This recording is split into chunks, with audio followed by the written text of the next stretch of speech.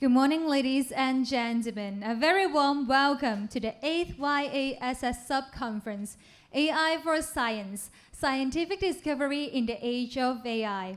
I am Kelly, your MC for today. It is wonderful to see so many talented young scientists and experts gather here to share innovation and knowledge.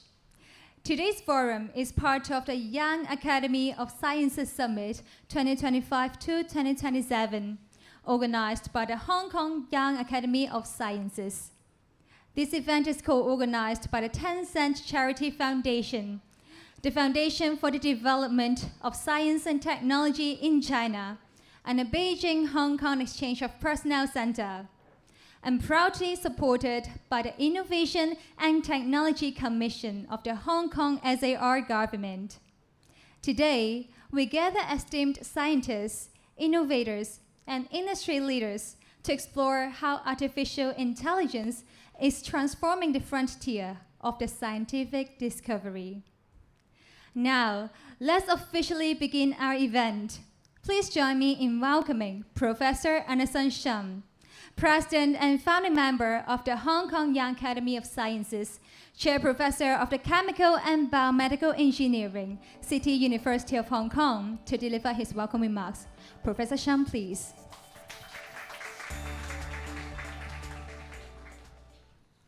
Good morning, ladies and gentlemen. Ms. Yang Tong, Ms. Zhu Jing, Mr. Tu Heting, distinguished guests, ladies and gentlemen, good morning. On behalf of the Hong Kong Young Academy of Sciences, it is my great pleasure to welcome you all to the 8th Sub-Conference of the Young Academy of Sciences Summit on AI for Science. We are proud to co-organize the event with the Tencent Charity Foundation, the Foundation for the Development of Science and Technology in China, and the Beijing-Hong Kong Exchange of Personnel Center. First, I would like to extend my greatest gratitude to our partners, supporting organizations, and particularly the Innovation, Technology and Industry Bureau and the Innovation and Technology Commission. This conference would not have been possible without your generous support. Your commitment to fostering scientific advancements and facilitating exchange is what brings us together. Today's theme is scientific discovery in the age of AI. We are witnessing a paradigm shift where AI is no longer just an object of study, but a powerful collaborator in our research. From predicting complex protein structures to discovering novel materials and to modeling climate change and mapping the cosmos, AI is accelerating the pace of innovation in ways we could hardly imagine a decade ago. It is reshaping how we formulate hypotheses, analyze complex data, and arrive at breakthroughs. To understand and leverage the paradigm shift, today's program will guide us through the entire process. First, we will trace the evolution of this technology, beginning with an exploration of the future of AI and where it is heading. Then, we will delve into the core of how these AI systems are being practically applied to drive scientific discoveries. Finally, we'll talk about how to bring these ideas out of the laboratory into the real world. We want to ensure our fundamental research could turn into practical applications that benefit society. At the Hong Kong Young Academy of Sciences, our goal is to unite the brightest young minds, promote the advancement of science and technology, and nurture the next generation of scientific talent in Hong Kong. We believe that science does not and cannot happen in a vacuum. It requires a vibrant, supportive ecosystem where interdisciplinary and cross-sectoral collaborations can genuinely thrive. This brings us to a very special addition to today's program. While our YASS sub-conference served to provoke thinking and spark discussions, the ideas generated here must be given the proper environment to take root.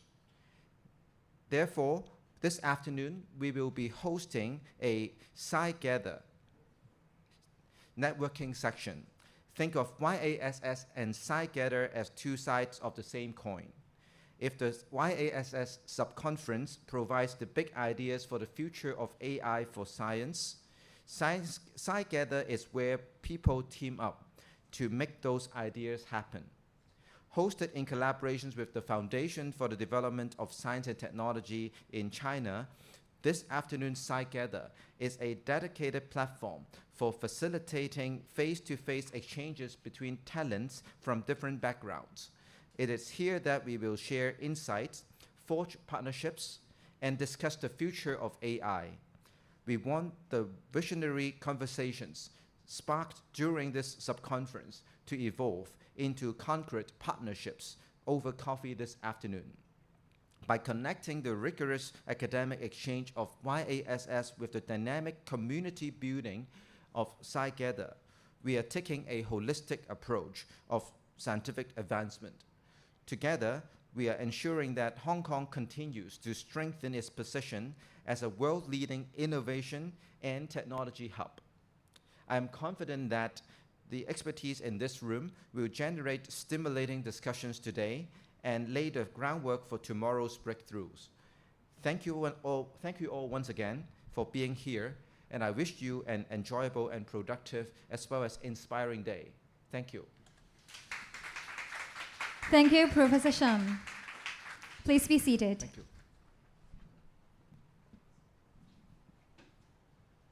Next, we are honored to invite our distinguished guests to deliver their welcome messages. First, please join me in welcoming Ms. Yang Tong, Program Director of Tencent Charity Foundation. Ms. Yang, please.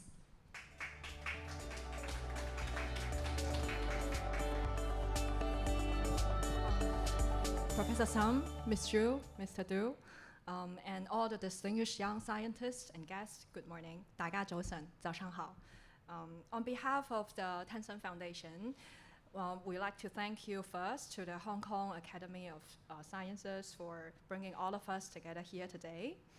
I would like to share a quick story. So a few weeks ago, we hosted an agentic AI workshop at CTU. And a group of PhD students came to us and shared that the work that they used to take 1 year with the very latest AI tools, they can now just finish in 2 months. A full year down to 2 months. I think that's the acceleration we are all feeling and facing nowadays. And that actually brings us to the question behind today's summit. That is when AI moving this fast meets the science that's going to take us more of the efforts and patience and careful work. What's going to happen? At Tencent, we are seeing some early signs. One of our AI team, they recently published a piece of work at Nature Communications. It's called ORI. It's actually a framework that uses AI to help design proteins. And the interesting part is not just about the algorithm, but actually there's a real loop behind here. So the AI-generated designs that goes into the wet lab, and then the experimental results will come back to fed back to the model. And we see that this is a small but real signal where AI is actually becoming more and more in collaborator with human beings in the scientific process. And this is also happening in many other industries and sectors as well. And this kind of progress is not just limited to Tencent's lab. Last October, we remember that the CTU and the Hong Kong Institute of AI for Sciences actually launched SciencePal, AI research workstation that actually it's actually powered by Tencent Cloud's global infrastructure. But this workstation is for scientists and researchers across the world along their full research process. And there they have this reasoning mode that actually grounds its answers in the real citations rather than hallucinations. We know that science is critically important, but incredibly challenging. So scientists can never have too much support. And this, whether it is the support is from AI or from the broader community. And that is also the spirit behind Tencent's 2 program for science, the Explorer Prize and the new Cornerstone Investigator Program. And that idea is to give the scientists the real support and freedom so that they can focus on whatever that the question is truly matters. And in that same spirit, we are honored to also support the Hong Kong Young Academy of Sciences in hosting this summit. We believe that the ultimate value of AI not just measured by the benchmarks or the model size, it actually has to reach the real people and tackle the real problems. So it can be nurturing the AI literacy of the general public, or it can be helping the public or the social sector to actually help to solve the daily challenges. And that's what tech for good means to us. Tech or AI is just a tool, when for good is actually a choice.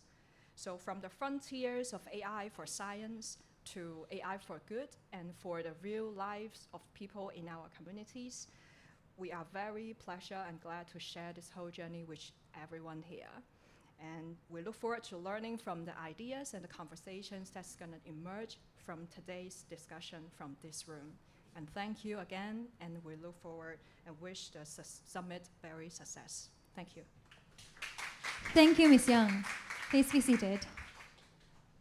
Next, we are pleased to invite Ms. Zhu Jian, Deputy Secretary General, Foundation for the Development of Science and Technology in China, to share a few words with us. Ms. Zhu, please.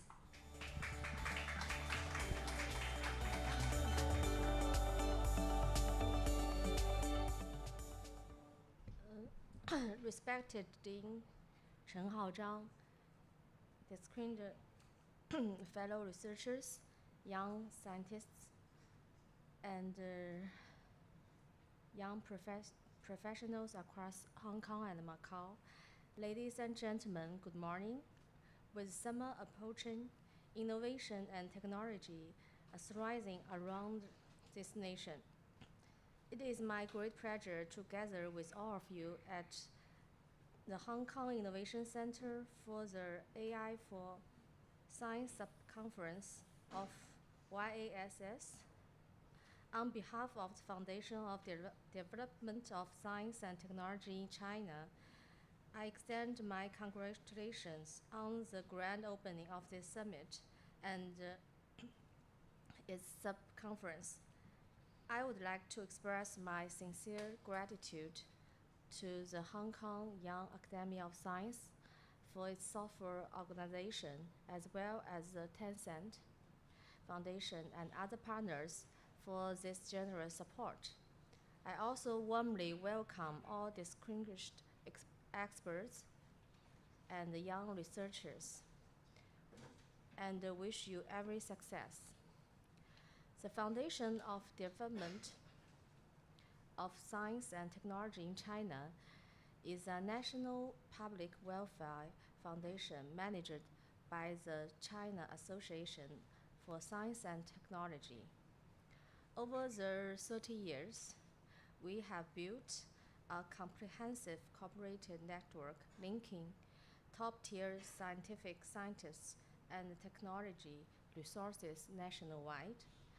Our partners include the leading national research institutions such as the Chinese Academy of Science, the China Academy of Social Science, and the Chinese Academy of Engineering.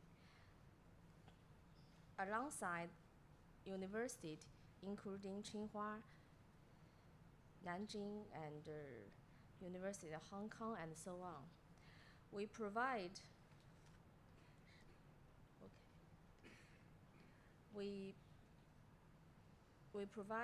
robust support for the research outcomes and the cultivation of talents.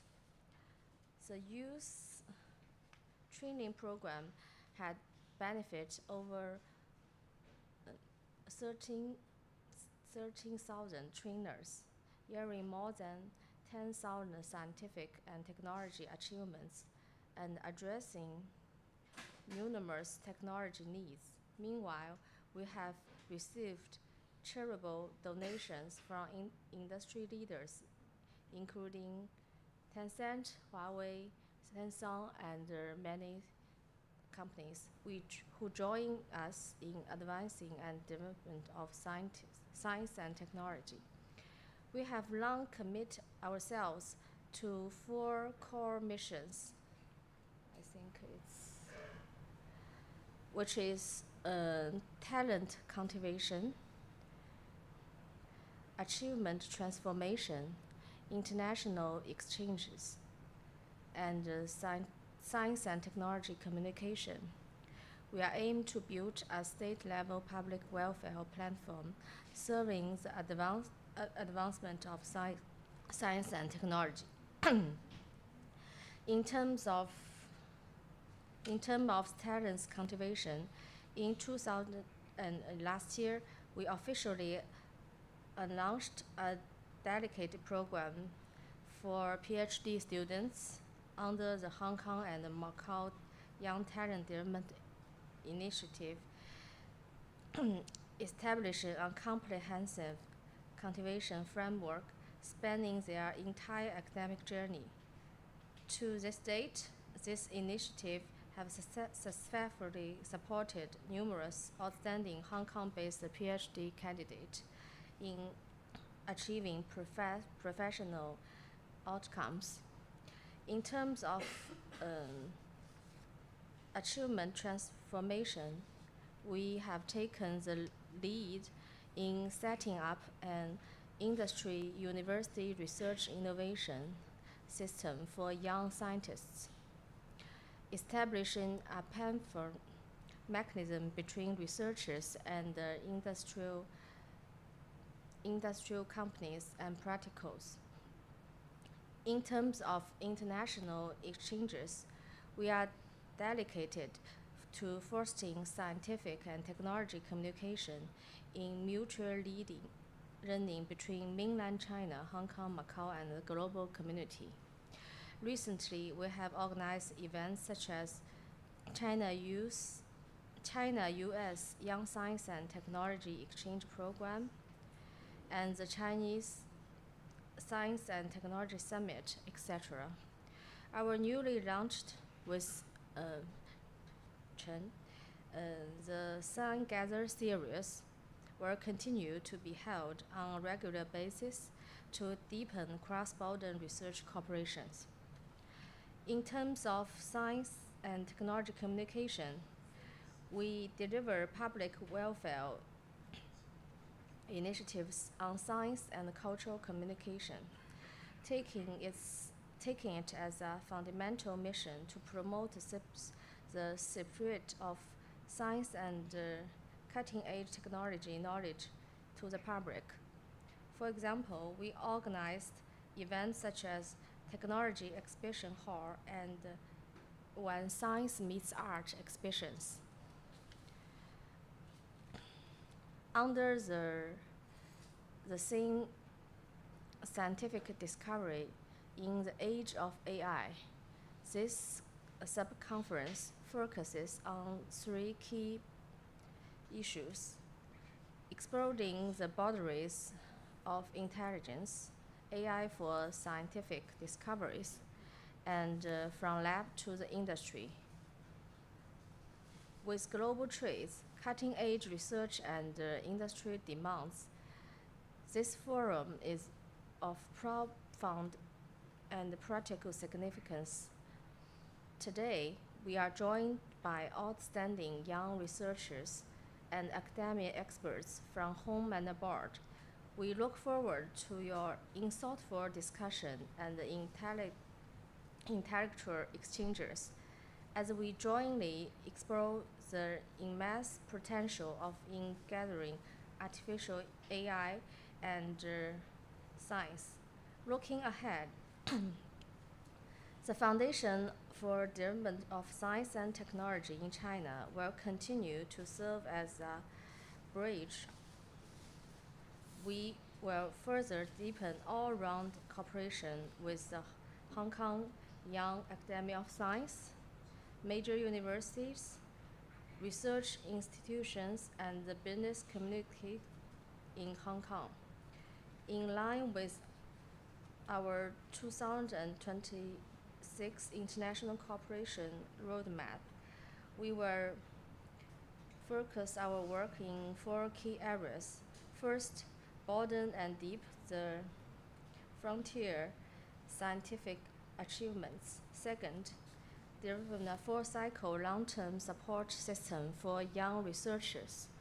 Third, build a global hub for science and innovation resource in both Hong Kong and Macau.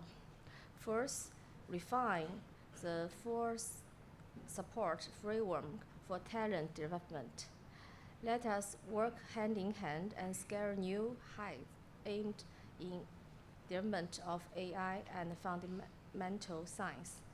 In closing, I wish the Young Academy of Science Summit and AI for Science Sub-Conference every success. May all experts and scholars make continuous breakthroughs in research and enjoy fruitful careers. May young scientists embrace their wonderful years, pursue excellence with dedication, and forge ahead on their journeys. Thank you. Thank you, Ms. Zhu. Please be seated. And finally, we are honored to welcome Ms. Lillian Zhang, Undersecretary for Innovation, Technology and Industry, Innovation, Technology and Industry Bureau, Hong Kong SAR Government, to deliver the opening remarks. Ms. Zhang, please.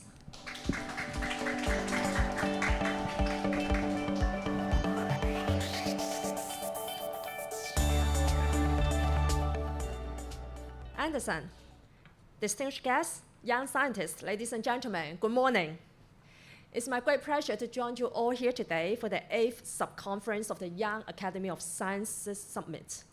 I would like to begin by expressing my heartfelt gratitude to the Hong Kong Young Academy of Sciences, the Tencent Foundation, Beijing Hong Kong Exchange of Personnel Center, and the Foundation for the Development of Science and Technology in China for establishing this vital platform. Bringing together brilliant minds across disciplines to exchange ideas is the bedrock of scientific progress. And this summit continues to play an invaluable role in energizing and inspiring Hong Kong's scientific community. Today's theme, scientific discovery in the age of AI, could not be more timely or critical.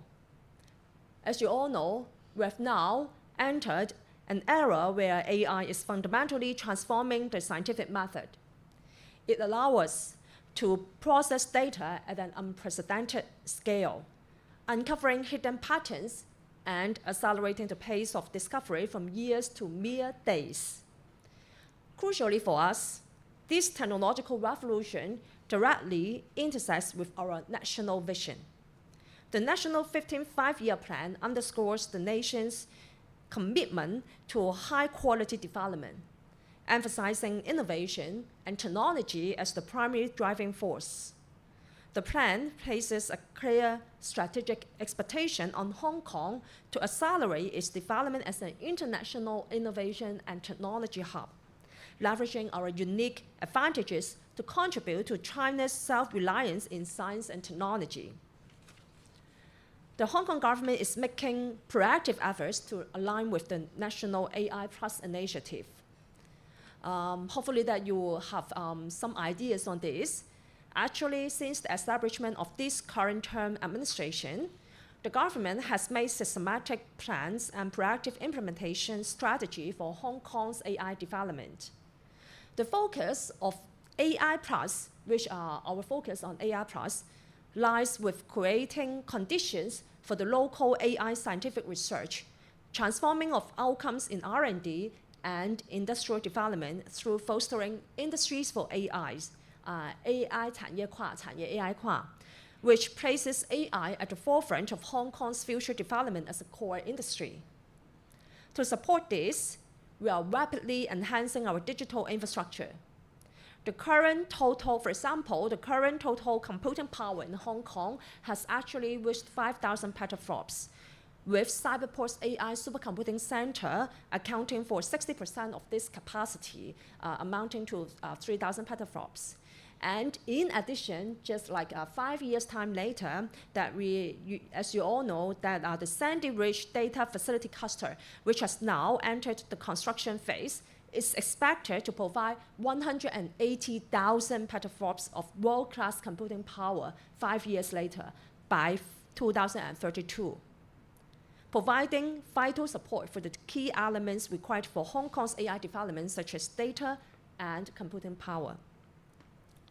What's more, we have also launched a 3 billion AI subsidy scheme to support local universities and enterprises in achieving research breakthroughs.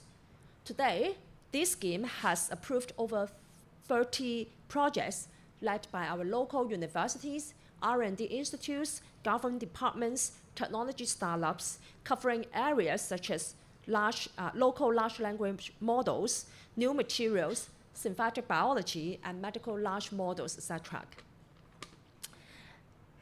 Furthermore, we also have a 10 billion Hong Kong dollar scheme, which is known as Race Plus Research, Academic and Industry Sectors 1+ scheme, which I'm sure that this scheme is actually, maybe many of you are actually very much familiar with this scheme. And the Race Plus is significantly accelerating the commercialization of R&D outcomes. As of April this year, we have announced the third batch of recommended projects, bringing the total to 73 supported projects with a combined government funding commitment exceeding 3 billion. Among which, among these 73 projects that we have approved, actually 22 of them are AI related, covering AI applications in areas such as supply chain management, healthcare, and visual sensors, etc.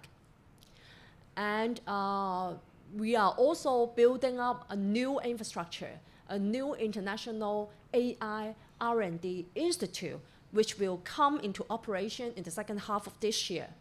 And this new institute will serve as a cornerstone to promote the AI plus development, driving the transformation of R&D outcomes, definitely also for AI scientific breakthroughs and also for all those international collaboration. And will also provide expert guidance on the governance and regulatory frameworks necessary for responsible AI development. Besides, the government has significantly reinforced its efforts to nurture local talent and attract overseas and mainland AI professionals. Through initiatives like the Air at Inno Hong Kong Research Cluster, we have now successfully pulled over 1,200 experts from around the world, and which these 1,000 plus experts are actually focusing on AI and robotics research. Combined with the nearly 1,000 AI-related companies thriving within our I&T parks, Hong Kong is rapidly enhancing its AI R&D capabilities and laying the solid foundations required for wide-ranging, impactful AI applications. Infrastructure and policy provide the foundation, but definitely the true engine of this age of AI is the people, specifically the young scientists and researchers in this room today. AI for science is an open frontier. It requires not only technical expertise, but also the curiosity to ask the right questions and courage to cross traditional disciplinary boundaries. And so I would very much encourage all our young talents here today to embrace this powerful technology, challenge conventional wisdom, and utilize Hong Kong's unique position as a global gateway to collaborate with peers around the world. The government, for us, for the Innovation and Technology Bureau, will remain fully committed to standing by you, providing the resources, the infrastructure, and the supportive environment that you need to turn your ideas into reality. We'll continue to work closely with our academic associations, industry leaders, and institutions like YSHK. Together, we will shape the future of scientific discovery. And lastly, may I wish you all a day filled with inspiring insights and fruitful collaborations. Thank you very much. Thank you, Ms. Zhang. Please remain on stage.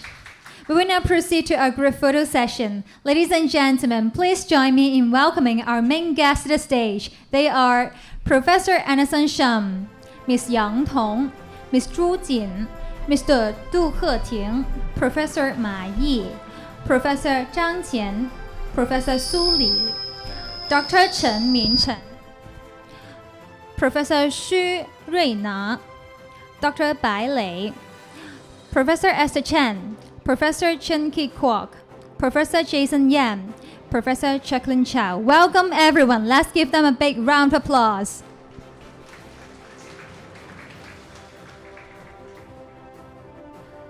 Okay, let's move backward a little step. Thank you very much.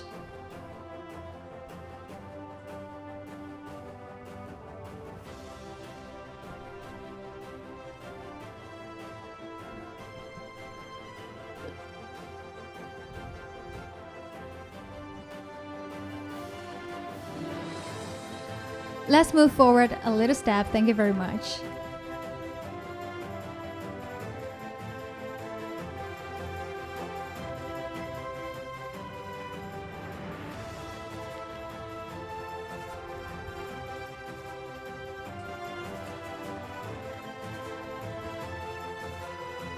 Move forward a bit.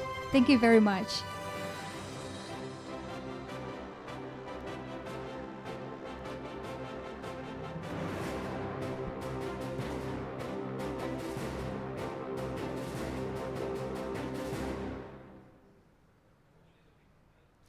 Let's do a thumbs up. Wishing our event today a great success.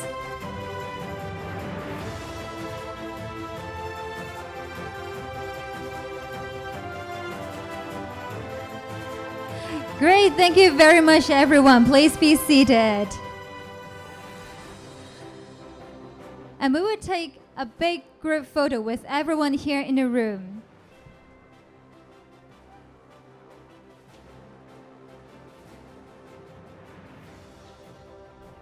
May our photographer please come to the stage, and now please have everyone to take a big group photo.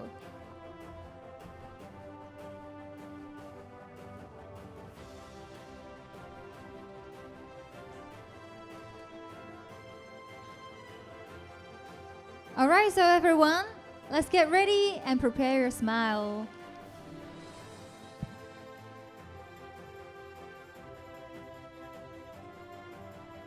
Great, let's look at the camera together.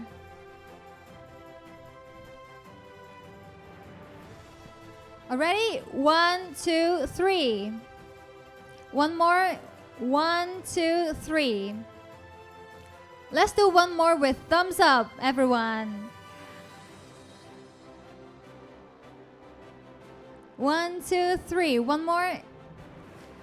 Okay, on the side.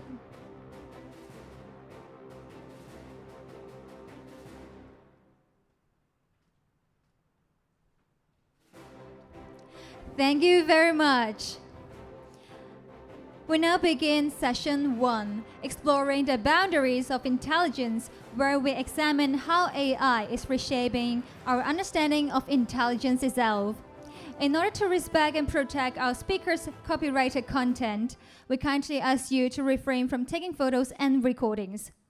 Our moderator for this session will be Professor Esther Chen, member of the Hong Kong Yan Academy of Sciences, Professor of Department of Pharmacology and Pharmacy, LKS Faculty of Medicine, Director of Center for Safe Medication Practice and Research, Associate Dean of Student Affairs, the University of Hong Kong. Ladies and gentlemen, please welcome Professor Chen to the stage.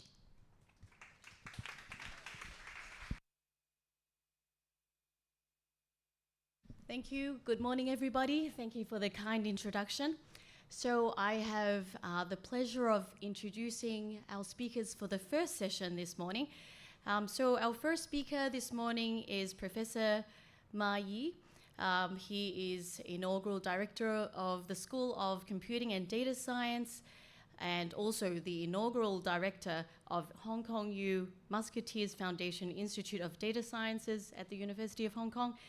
And he is also a visiting professor at the Department of Electrical Engineering and Computer Science at the University of California, Berkeley. So a little bit of background about Professor Ma and his fascinating career to date, for those of us to be inspired by him. He actually has done 2 masters in electrical engineering, computer science, and mathematics. So that formed his background to then pursue his PhD at Berkeley in the early 2000s in which then he actually goes back to Berkeley to be faculty years later. Before that, he was a principal investigator and manager of the visual computing group of the Microsoft Research Asia, and also executive dean of the School of Information Science and Technology of Shanghai Tech University. He has published extensively in the areas of computer vision, generalized principal component analysis, and high-dimensional data analysis. He's also received numerous awards in his career, and one of which is the David Ma Prize in Computer Vision. So today we invite him to share with us his perspective on his speech topic, which is Pursuing the Nature of Intelligence. Let's all welcome Professor Ma.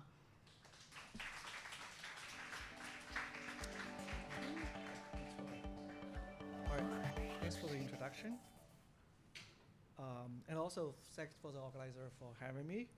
Also, I was told this is Academy for Young Scientists, so that. And also this forum is about a little bit about intelligence, AI intelligence. I pretty heard that this is a forum for AI to empower science, right? And we all know that in past decade, and AI as a technology has evolved tremendously, and has impacted us in many ways. Start with academia, and start with industry, as well as back to our society, and even influencing government at this point. And many also recently development also show people that the tools, AI as tools, technological tools, can even empower a scientific discovery, even mathematics, programming in particular, right? So, but nevertheless, so intelligence is a fascinating topic, fascinates everyone. In a sense, everybody think we have intelligence. We think we know something about intelligence, right? So it has captured people's imaginations quite a while. Nevertheless, if we're be objective, right, so far the technology development has been very much driven by rather empirical means, right? Trial and error, right? Very brute force, tons of resource, right? And we know very little about the mechanism behind. What's behind those big models? In fact, we actually know very little about the mechanism behind the true intelligence, right? So hence, although the forum is about AI for science, can we reverse that? In order to understand how AI technology truly empowers science, we better understand the nature of AI itself. So we know its boundaries, we know its limitations, right? We know how to use it properly. Right? We won't be scared by it, and so on. Right? That's actually my talk will be about. It's high time to make the study of intelligence as a scientific subject rather than purely technological one, right? We have to understand the science behind intelligence a little bit, and also better to make understand the mathematical computational mechanism behind intelligence, right? So then we truly understand what we have done, what we have not done, right? By understanding that, I think that's really open up the opportunity for new scientists, young scientists. So you realize how little we have done regarding intelligence, how bright your future will be. What are the opportunity presented to you, in front of you as a young scientist? Rather than believe the only way marching to intelligence is to join a big labs, has billions of dollars, has billions of computing GPUs, right? So that will be very. This is actually an overview of my time. Due to the limit of time, I'll be a little bit of overview. And it covers about, at least I have been working on this project, this topic for about the last decade, about 10 years.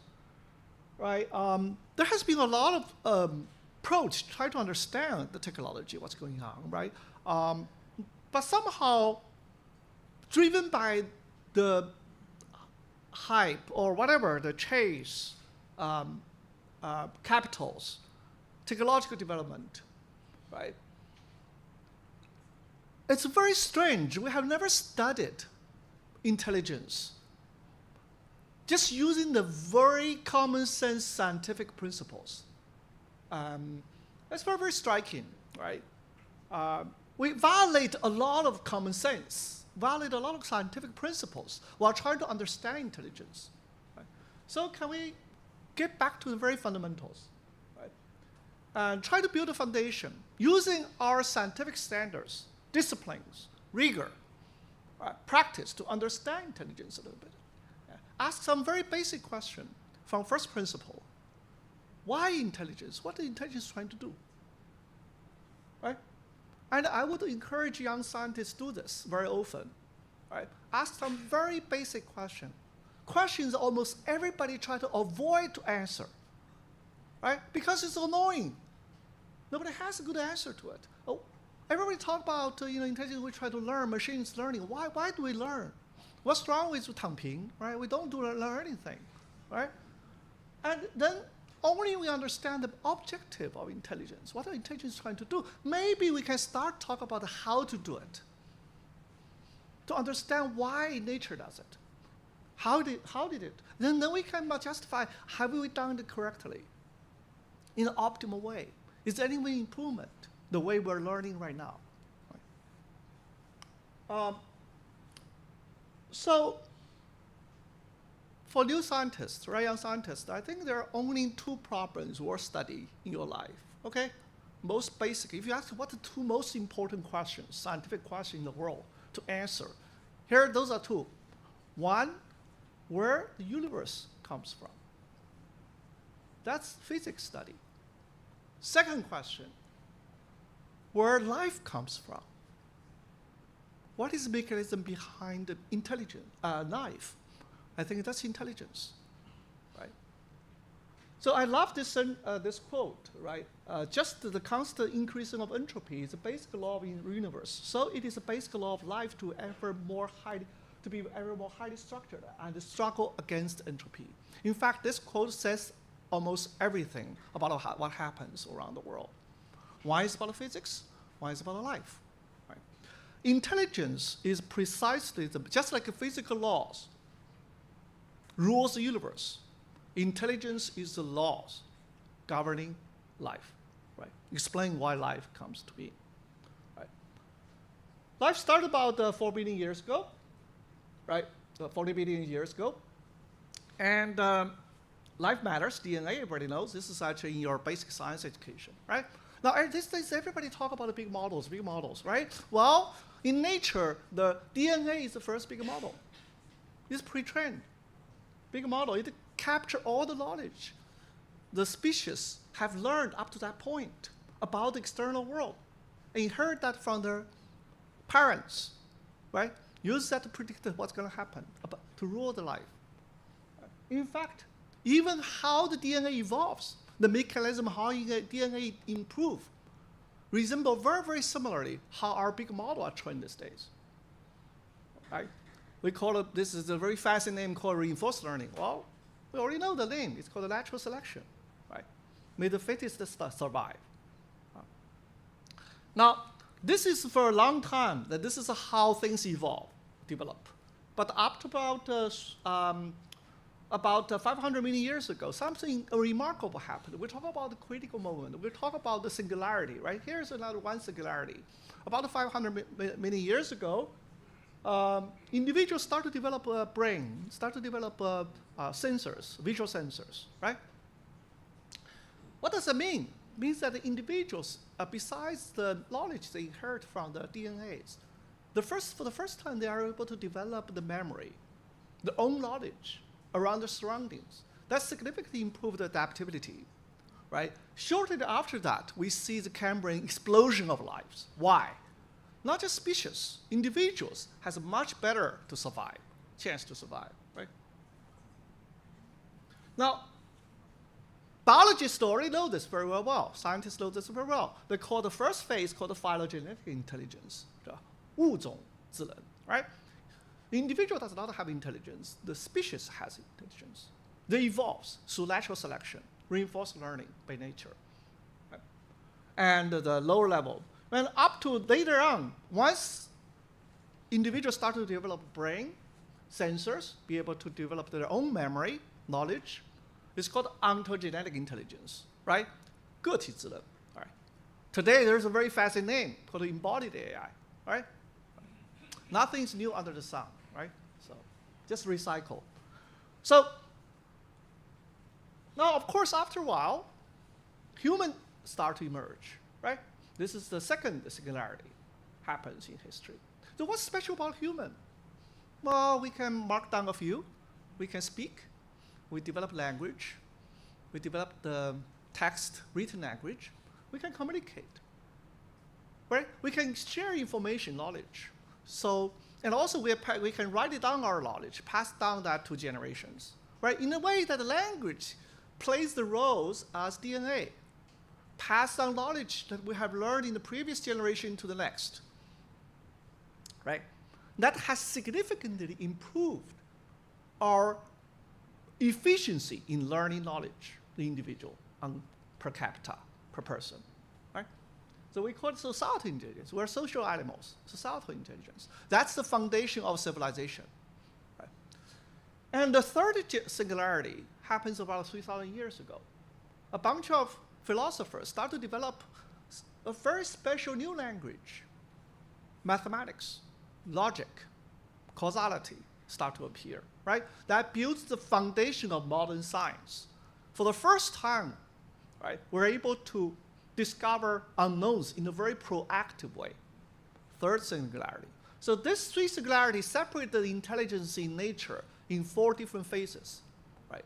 And there's something in common. There's something common that rules all of them, but also there's differences, right? In terms of mechanism, optimization or computation mechanism, how they improve, acquire knowledge. That affects the efficiency, how they develop knowledge, right? Of course, around the 1940s, something else happened. A bunch of scientists or engineers interested, can we transfer the intelligence to machines? Hence, the beginning of artificial intelligence. Now, everybody, it scares daylight on me, right? I gave the similar talk at Berkeley and Stanford, PhD, just a couple of weeks ago. Right? I also gave the same similar talk to Tsinghua University, right? Beijing University. Right? I asked, anybody know what's the origin of artificial intelligence? Oh, 1956, right? Really? Where did you get your knowledge about artificial intelligence? Wikipedia? That's a scary thing. Right? These days, everybody gets your knowledge from social media, from the web.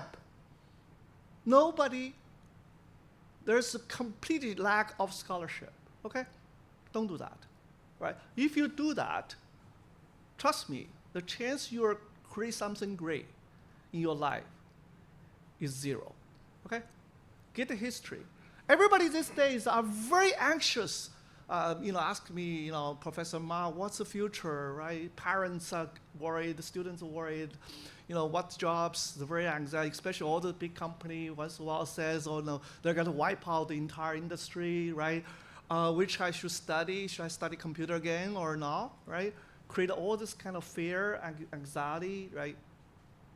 No, there's one lesson we learned, right? Or a lesson we never learn is that if you want to know the future, know a little bit about history. Do you know the history, right? Do you know the projection of things, right? But also we learn a lesson. The only lesson we learned right, from history is that the human being never learn any lessons from history, right? So that's another thing. So the actually true origin, the person you should remember is not Turing. Actually, his member is a Nobel winner. He's a guy, he's an MIT professor. He's the first one actually really seriously interested in how to make machines intelligent, right? And everybody, I mean everybody is inspired by him, right? Including Alan Turing, he's the first one actually interested, study this, how can we learn emulating the intelligence of animals, right? They can perceive the world, learn, develop knowledge, learn memory, and also use that to predict the future world. Right? And he's the father of also the control theory. Right? We learn in a closed loop, in the feedback, and under his inspiration, actually, von Neumann, Klaus Shannon developed information theory, von Neumann developed game theory, and those are the bunch of pioneers start to understand certain mechanism, what's a necessary mechanism, the characteristics of something behave intelligently, like a human, like an animal. Okay? How do they encode knowledge, which is information? How do they, right? Only after 1940s that the Turing in 1950 write the first paper, write a paper about can machine think. Okay? Try to separate human intelligence from animal a little bit, right? He didn't give an answer, but I encourage everybody read the paper. These days, everybody, right? It was the scared day. I asked a question at Stanford, Berkeley. Those are top students, right? PhD students. Everybody know Turing test, right? How many read the 1950 paper?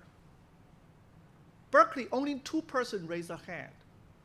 2 professors at the age of 60s. So if you don't raise hand right now, today, go out. Please don't tell people you are interested in artificial intelligence, okay? It's embarrassing. It's completely embarrassing, trust me, okay? You do not even spend 5 minutes to find out what those people are thinking. Who gave you a right to say, I'm working on intelligence, artificial intelligence? It's very, very scary, okay? Now, of course, where do we start? Nobody knows how to start at the time. Of course, one thing we know, right? Intelligence is an existing solution. Nature has, if we believe we are intelligent, right? Hence we study, we learn from the example, existing example, how our brain works, right? So again, under the inspiration of this guy, and he's actually, Walter Pitts was a Nobel winner's postdoc. Developed the first mathematical models for neuron, right? We call it artificial neuron, right? So here's a lesson from history, right, about the intelligence. This is relevant to you if you're interested in intelligence at all, right? Human is like that, right? Whenever we know a little bit about the history, we know a little bit about nature, we believe we know everything, okay? So when people start to have a first mathematical model of neurons, we know how brain works now, right? They start to build machines, right? This is the perceptron. Spend the US military about $6 million at the time, which is equivalent, by the way, to today's money about $6 billion, okay? They try to recognize digits and so on and so forth. So if you read, if you know a little bit, you have a little bit, we still have a tiny little bit of a scholarship left in you. You do a little bit of discovery. You see, read a little bit of the news report at the time, 1950s, New York Times, right? So everything we brag about AI today has been bragged then, okay? 就说以前我们现在吹的牛，那个时候早就吹过了 ，OK？ Oh, the machine can do everything now. They can think for themselves. The military is developing a machine that can think for themselves. It's become conscious. Tomorrow, they're going to replace all our jobs. We don't only have to stay home and enjoy our life, right? Just read, okay? Just read. Do a little bit of history. People has become very anxious at the time, okay? Probably similar to today. But of course, nothing happened, right? It didn't work. They went to the winter. And of course, some people still insist in 1980s, including Hinton, some of them, and their perseverance pays off, right? Now everybody knows this history, right? I know this part now, right? 2012, the Hinton students, they somehow, because GPU is fast, the data is more, and they re-implemented neural networks, and somehow made it work, right? And then everybody started to scale it up. Google, Microsoft, Google again, and the different neural networks, right? I only listed some survivors, right? So there's hundreds, thousands of neural networks get developed. Does that resemble ring a bell, right? This is exactly like how DNA evolves in the early days, right? You try and error. You try, and some neural networks works better than others, they survive, and then everybody start to use it, right? If you're like me, a new generation network comes out, people say, oh, this is it. This is the end of the world, right? This is the latest. This is the best, okay? If you don't catch up, this is the last bandwagon, right? And but later on, it always gets replaced by something even better, okay? Just like life, right? Better species will come. Right? But nevertheless, if you have $1 billion, you have to throw a lot of compute, And you actually can make the results very impressive. They can start to understand language, start to understand images, start to even win a Nobel Prize for you, right? But does that justify this is the only methodology? Absolutely not, right? This is a very brute force, very wasteful, right? If you ask, what is the stage of our AI comparing to nature? You know the answer now, right? We're there, right? This is our methodology. Current AI is evolving precisely at this stage, the very beginning of life, okay? Science has not started yet, okay? We have not started yet. And now the question is, so I started about 10 years ago to really try to get myself a little bit interested in understanding what the heck is AI, what the heck is going on with all these deep networks, right? They're fascinating, and we don't understand. They're kind of black box, right? They're very highly engineered, through trial and error tests, right? So now the question is, how do we understand this? At that time, I started this completely, my group at Berkeley, we started this completely out of curiosity, scientific curiosity, just like many of you. Right? We're just curious. Let's try to figure it out. But in recent years, in last 3 or 4 years, my group has accelerated our study, right? Because we got a little bit sense of responsibility, right? See, if something don't know, it's a science curiosity. Scientists who are curious, we just study it. It's fine. It may take us 10 years, 20 years. Fine, so be it, right? Maybe generations to understand something. However, it's just like a history. Whenever there's some black box, if the black box becomes very powerful, influence everybody's life, something bad will happen, right? It starts to create. Some people were going to use this mystery, the black box, right, to manipulate, generate fear. Fear comes with power, comes with control, comes with monopoly, to create superstitions, even religions, right? It's just the same script, okay? For thousands of years, never stop, okay? So some people will see this is start to behave like a virus, nuclear bomb.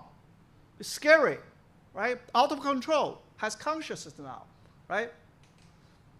It's okay for scientists to have an opinion about something, but to try to separate what's individual scientists' opinion versus scientific conclusions that has evidences, theoretical, experimental evidences, right? There's a lot of crazy things people say about it. So at that time, about a few years ago, 3 or 4 years ago, our group, we actually become, now we're doing, I told my student, we're not doing this out of curiosity. We're doing this, we have a responsibility to understand what exactly this thing is doing, okay? So that people cannot create fear, right?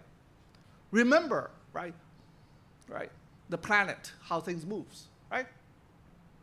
Before, that's how, even created religions, right? Science against religions and so on.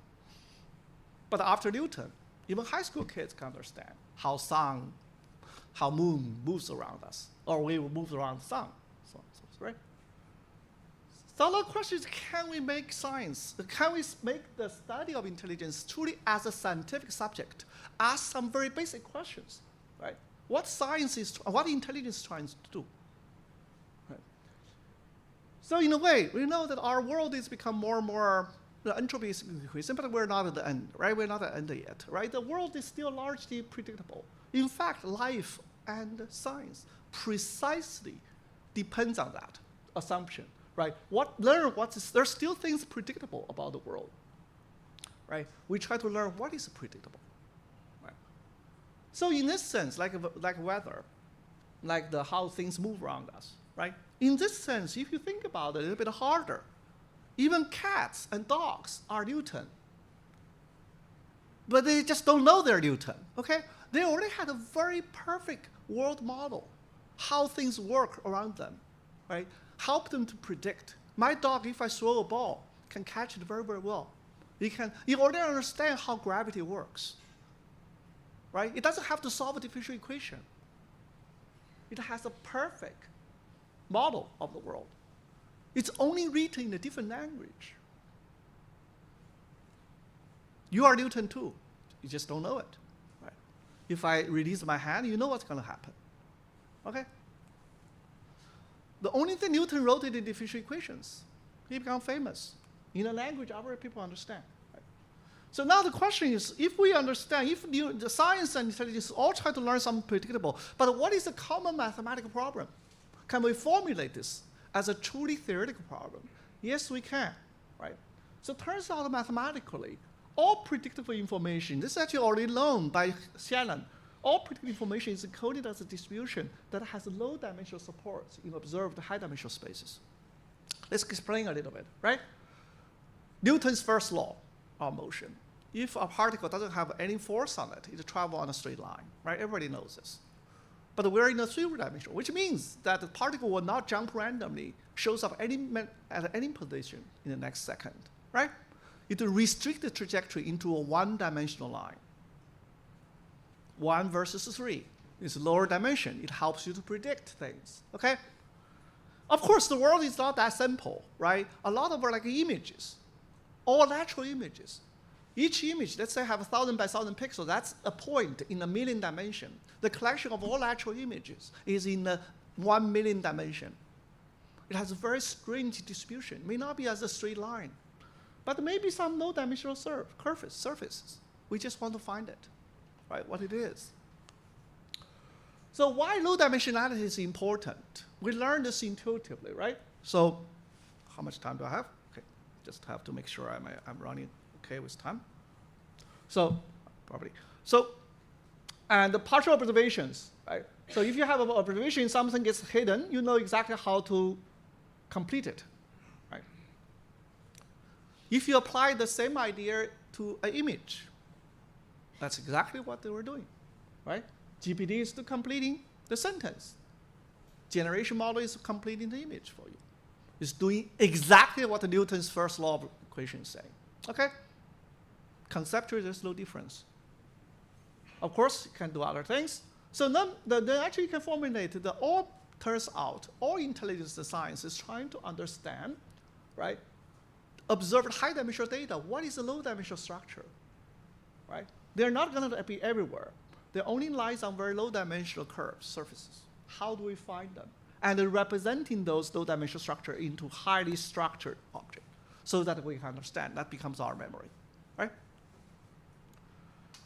Now, how do we start? If we know our data, our world is not this entirely random world, but it only lies on some very low dimensional curves, surfaces, how do we pursue that? What is about?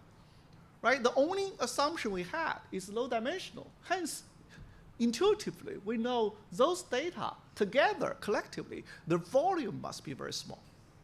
Right? The space they occupy is very, very small. Right? So that's the one way to measure this volume is called entropy. It's called. Actually, Shannon started this, right? 1948.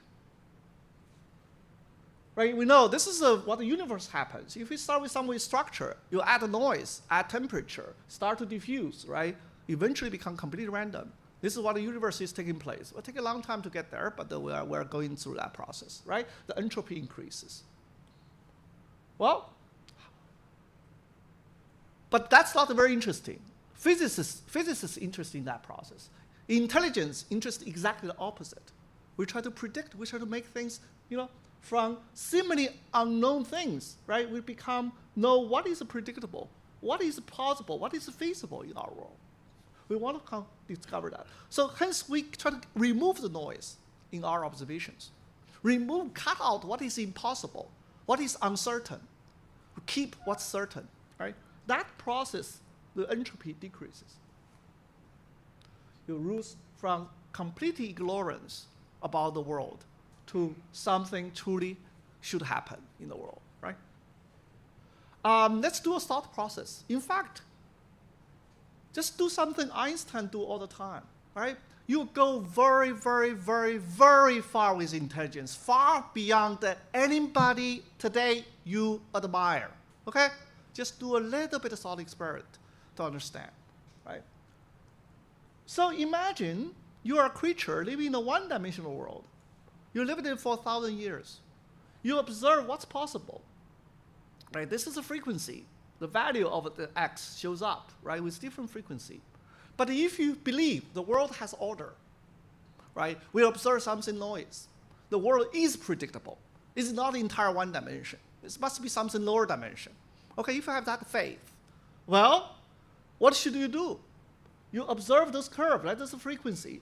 Now, if you're at this point, you say, oh, this point shows up with this frequency, maybe, more likely, this point should probably move towards where the probability is higher, right? Maybe it just contaminate from, the higher probability should go from the right. At this point, probably go to the left. Right? You keep doing that. At this point, it should come more close to the left. Keep doing that, right? Eventually, you converge to these two peaks. Voila. Oh, this is the two possibilities, right? The world actually is predictable after all, right? And if this is one variable, right? If you want the right variable, write the equation that has two roots. You will be the Newton of the world. Okay? Simple. Now, let's apply this concept just to a little bit higher dimension. Let's say 1,000,000 dimension. Images, right? We start with some random. We start pushing things to what's more likely, right? Pushing things to more and more likely. Get rid of the noise. Cut out all the uncertainty. Become more and more certain. See what will happen. You get the natural images. You get what is actually happens from unknown to known. So this is exactly what Sora is doing. Right? It's the mystery. Is this nuclear bomb? Is this virus? You be the judge. It does exactly this thing, okay? Nothing else. Trust me, okay? Nothing else. It just does this very mechanical, almost boring process, okay? Should we be scared of this? Is this can do bad things? Yes, it can, right? And you can actually make this completely transparent. Now you actually, once you understand what's going, you can actually completely remove all the black box, white box become white box. So we can design neural networks. Does exactly this. Everything mathematically, statistically, geometrically explainable. Right?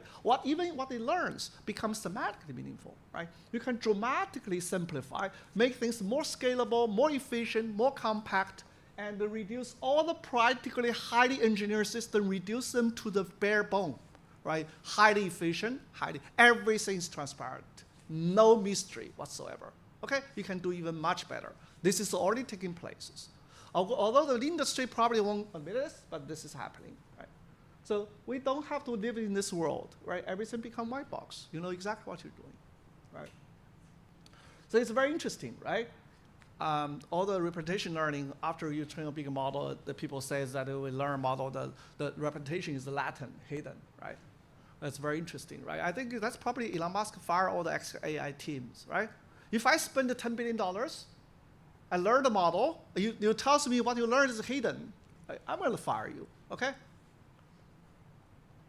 Right? Is compression, is denoising everything? Of course not. When we move noise, how do we know our memory is actually complete? Right? It's good enough. The only way to test is to use it. You use it to predict the world. That's the encoding, decoding. 这是 G, 这是 E. Chinese world, G, E, right? It's a dynamic. It's a verb, not a noun. Okay? So you GE, and actually you use it. Right?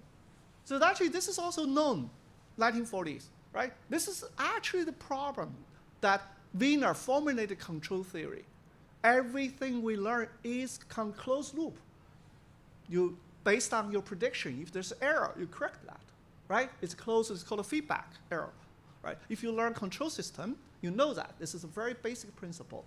All intelligent system in the world learns through feedback, through a closed loop.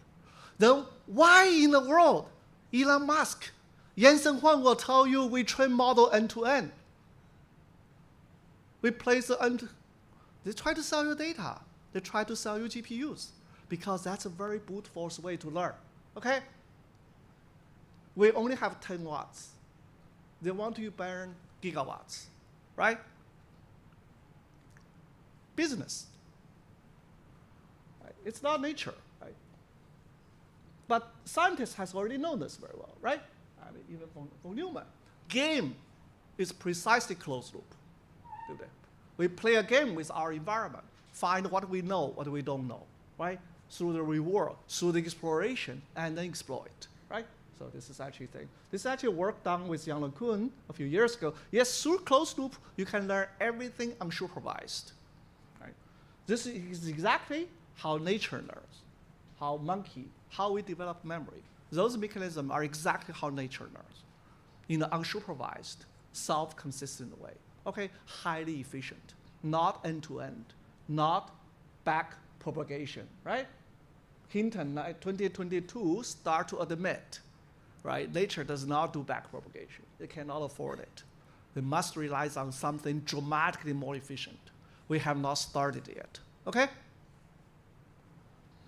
Hence, this is the history of computer science, where we start with something computable, not computable. These days just drive me crazy, right? We confuse. 我们现在是把鲁班跟牛顿混在一起，好吧？ Some people are great craftsmanship, they are great engineers, but they are not scientists. They're not even close to be a scientist, okay? But they say things as if they're scientists, right? Oh, I don't want to name names, right? Oh, big models are training, we're learning, doing compression. They're learning Kolmogorov complexity. Right?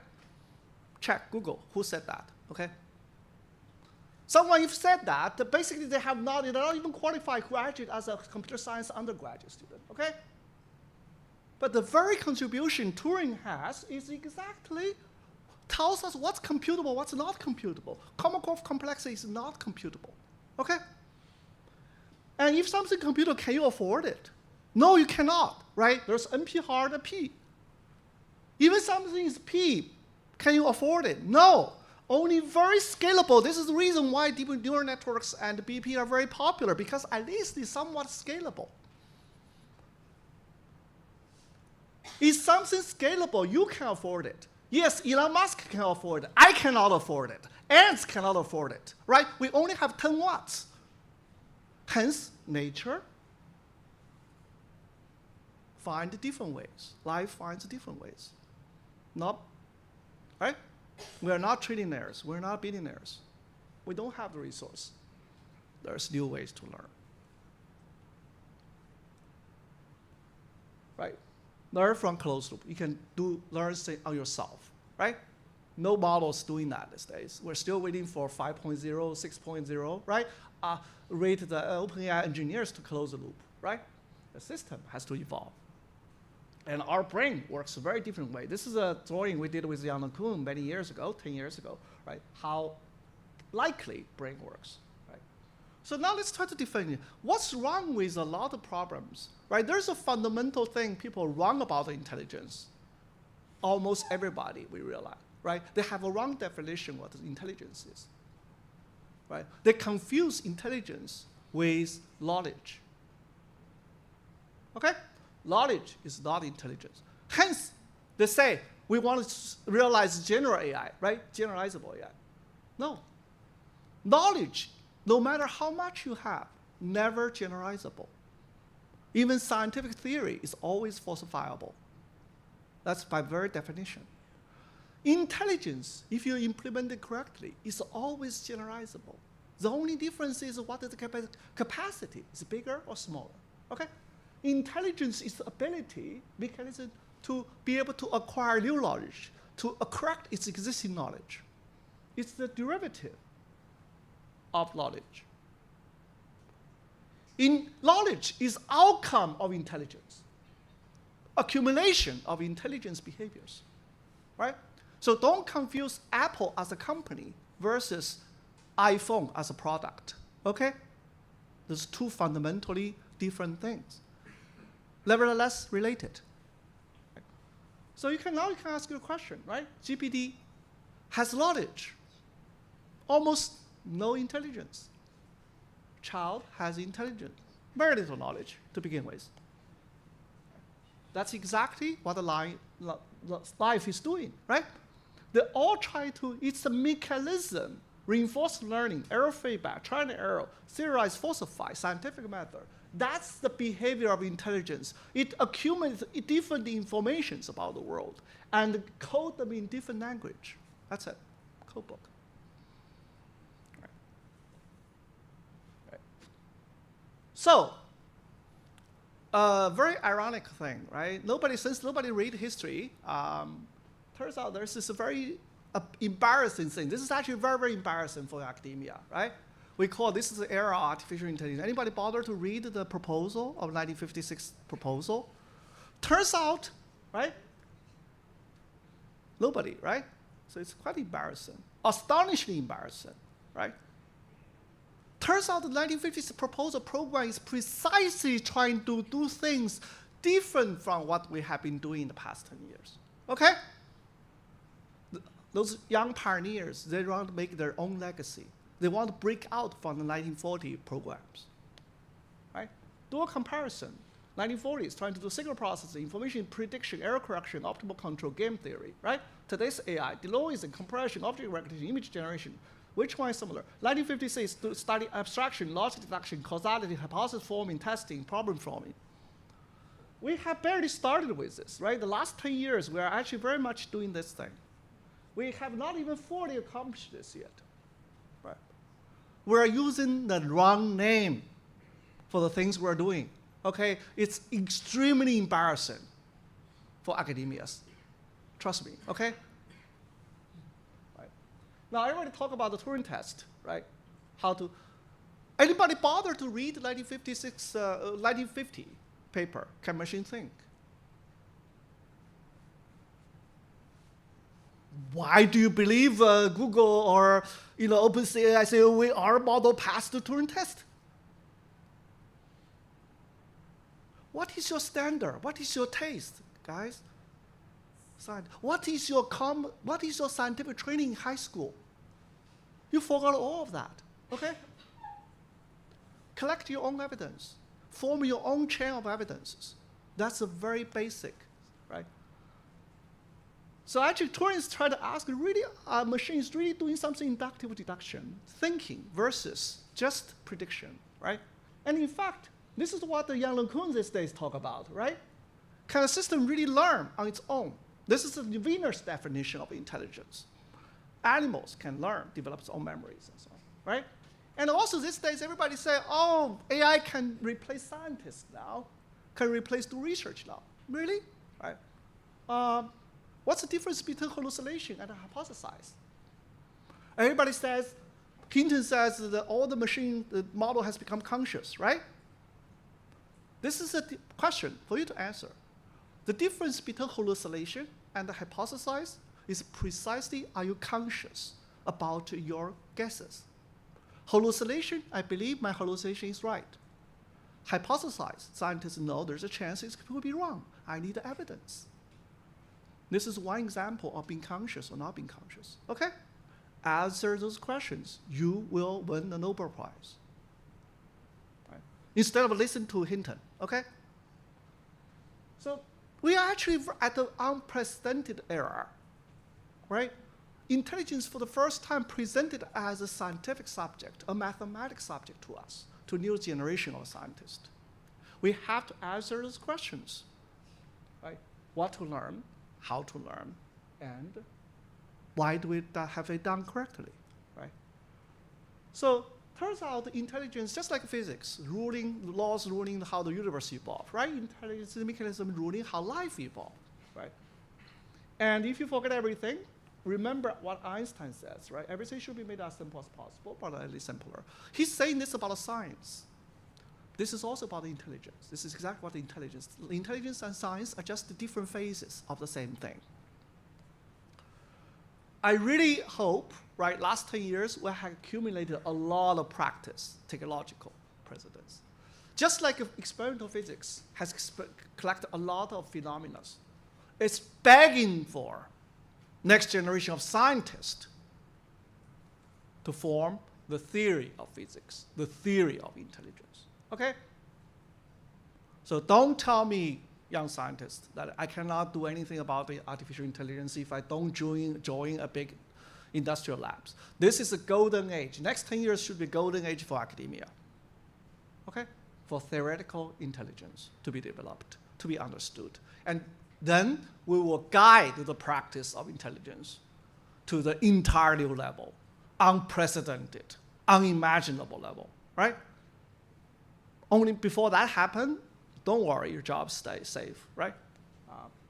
So this is actually, we get a humble beginning, right? There's actually an open source book, actually characterize all the, our attempt to formulate things in a more mathematical framework and also scientific flavor. It's high time we do that, right? And also, this is all the people at Berkeley. You can see you don't see many of them in the, except someone joined Open Lab, joined some big labs, but they used to, in the past 10 years, they're all at the universities. Those are young generation people, right? They're not working in the industry, not working in Open Lab, they're all working in the Anthropic, right? There's a fantastic scientific problems. This is barely the beginning. If you ask at which stage our AI is about intelligence, we barely scratch the surface, right? This is a very, very interesting time. Right. See you. Thanks. Yeah, sorry, take a little bit more time.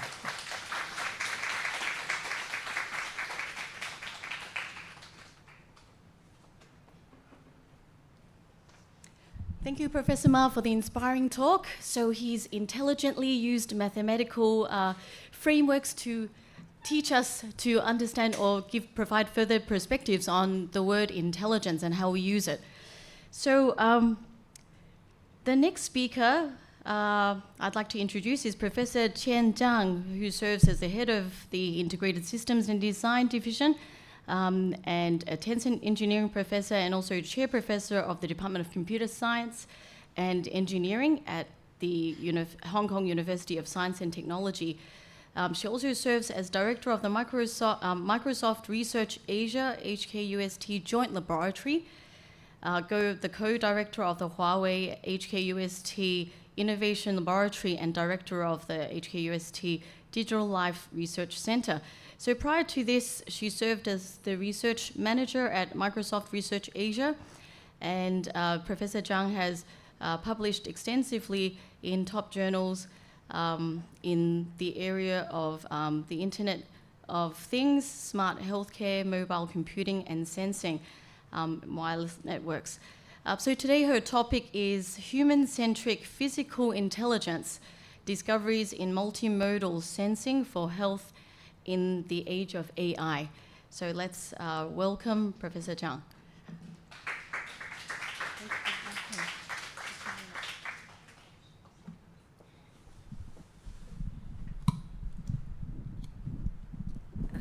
Okay, so thanks for the invitation, thanks for the introduction.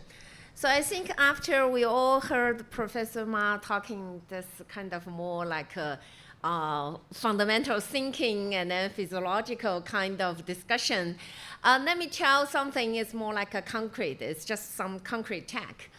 So the topic I bring today, as mentioned, is about the human-centric physical intelligence. So the core is how can we understand our human being better, especially under the context of smart healthcare, and by leveraging the tech advancement. We don't need to argue whether it's really the human intelligence or artificial intelligence, but we have to embrace the rapid development of all the technology, especially the so-called physical technology. So if physical intelligence. So if we are caring about ourselves, especially when we're talking about the smart health, this is a big context. One of the very, very essential topics people worry about, people talking about, is more about the chronic disease. So this actually people care about this because the problem is quite severe. The problem is severe in terms of number of population that suffer from chronic disease, and also because the chronic nature. So once you got this disease, there are quite many types of chronic disease, but once you got it, actually the disease will go with you for many years. That's because of the nature of chronic, which means pretty much you need to do lifelong management if you want to have a reasonable good quality of life, and which actually causing significant economic burden from society's point of view. So that's why it's important. That's why we need a solution to help people so as to have a better way to do chronic disease management. But if you're looking at the current system, the way to do chronic disease management pretty much is hospital-centric. When we're talking about hospital-centric, we mean that because all the doctors that you trust, you believe, they're all in the hospital. So that's why if I have any diseases, for example, hypertension, diabetes, you wait until severe stage, you go to see the doctor. The doctor will give you some suggestion, and then you go back because you cannot fully cure it. You have to go with it. So that's why I will wait until I become a severe situation again, then I go to hospital again. So with this, for sure, your quality of life naturally will not be good. And also the cost to do such a chronic disease management will be significant. So that's why there are a lot of researchers and also health industry people did a lot of investigation along this direction. For sure, there are many pain points. As I just mentioned, late diagnosis is naturally a pain point. You wait until you cannot handle by yourself, you go to the hospital, but that's too late already. And moreover, you go to the hospital, you visit hospital, no matter how frequent you are, you cannot every single day you go to hospital. So that's why very, very naturally you got this episodic assessment. But actually, because the nature of the health issue of the disease is chronic, you need a lot of detailed, frequent assessment, which is not exactly the same as the cases that you go to hospital. So which means you have a conflicting here. The episodic assessment versus the continuous, frustrated observation. How can we get that particular part of information? Meanwhile, as the way to keep yourself better, you need to do reasonable management, the chronic disease management, or you can simply call that rehabilitation. Then you need to do some exercise, you need to control the way you eat, you need to do better rehabilitation, etc. But that actually is not something you feel very enjoyable. For sure, it's not that enjoyable.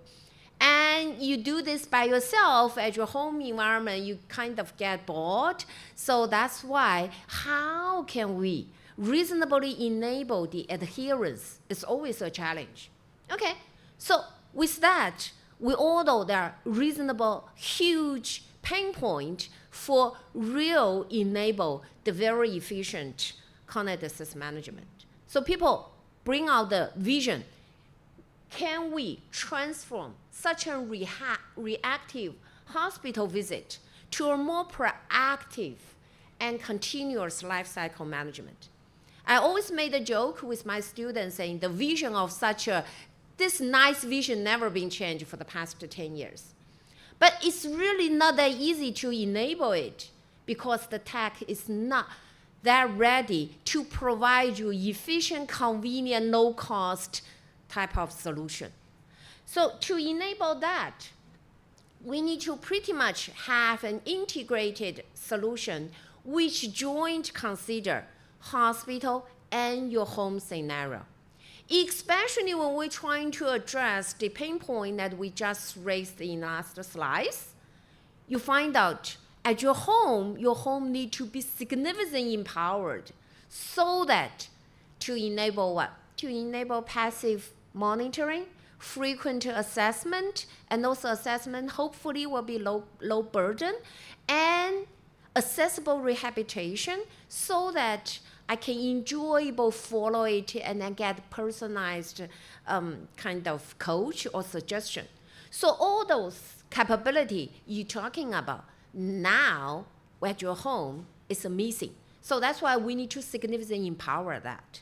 Okay? Meanwhile, we also need to make sure you can align the episonic hospital evidence well enough with this continuous home observation. So how can we achieve all the situation? For sure, we have to count on technology. We cannot purely count on our human being, okay? In terms of such a labor intensive, you cannot simply imagine there will be your doctor, your AI, your doctor and then your therapist every single day go with you. That's impossible, right? So that's why we have to using technology to helping us to achieve the goals that I just raised. So which give us the great opportunity. So what we are talking about is we got a chance to leverage the tech development to really, really be able to have a better understanding about our human being. So if you're looking at our human being, which is from health point of view, our alternative, our eventually target is trying to understand your neurological system, your muscle skeleton system, your respiratory system. You want to understand those systems better and then to manage that better. But what can you have? You are not at the hospital. You don't have those professional devices. You are just at home. How can we have a good understanding about our human being? What we have is we'll have more and more convenient way to sense your physical world. What we call is multimodal sensing. So particularly looking at human being sensing, we can treat that from two aspects. One is wearable sensing. They have a certain way to contact with you. So now everybody has smartwatch. Smart ring is so popular now. And earbud, even in the future, because of the textile, your clothes will quite conveniently understand yourself. So all this, we claim it as a contact-based way to understand the physical world. But not only that, we have another bunch of technique, which is contactlessly understand you. For example, the radio frequency surrounding you, the ultrasonic, which you can hear or you cannot hear, and then the light spectrum, all those things, they're just surrounding you. They are ambient input. Your ambulance actually become a smart ambulance. You don't need to wear anything, but your environment understands you pretty well. So we call all this as contactless sensing. So with this true multimodality sensing, contact and contactless sensing, we have a reasonable good understanding about your location, your movement, your gesture, your even heart rate, etc. But how can we bridge this so-called physical world sensing to our human being understanding? There are a lot of ways can help us. The so-called intelligent bridge can help to, from signal, wireless signal, bouncing back with the variation. You just know that there's something trigger the wireless signal change. But what's that something? How that something relate to your muscle skeleton system? So there are a lot of things we can do is build such an intelligent bridge. So in terms of the tech, you collect so much different signal from various modality. You do signal modeling. It's not a one single modality. There are multiple modalities. So those multiple modality can fuse, can complement with each other, can align with each other. How those multimodality really represent our human being in terms of various type of system, and we can leverage different size of model. But no matter how large model you leverage, eventually you want to enable all this at your home scenario. So that's why the model has to be compressed, has to be able to adapt to your local. So all this eventually become the way that we develop various type of tech. But under the condition, you have physical world understanding. You have your target, which is trying to understand our human being better. Okay, so with this, actually in HKUST, my research group, the students work together, trying our best, working on various type of diseases, various type of system that we have interest. Okay, so those systems including neurodegenerative disease like the Parkinson disease, like we understanding blood pressure information, we understanding whether your eye system has any issue, we understand your muscle skeleton related information. But today, due to the time limit, I will just using one system, respiratory system, to give you a quick example. How can we leverage multimodality sensing in the physical world bridge to this fundamental understanding about our respiratory system? Okay, so for the respiratory system, there's one information we believe is extremely interesting, which is breathing sound. Your breath actually will cause sound.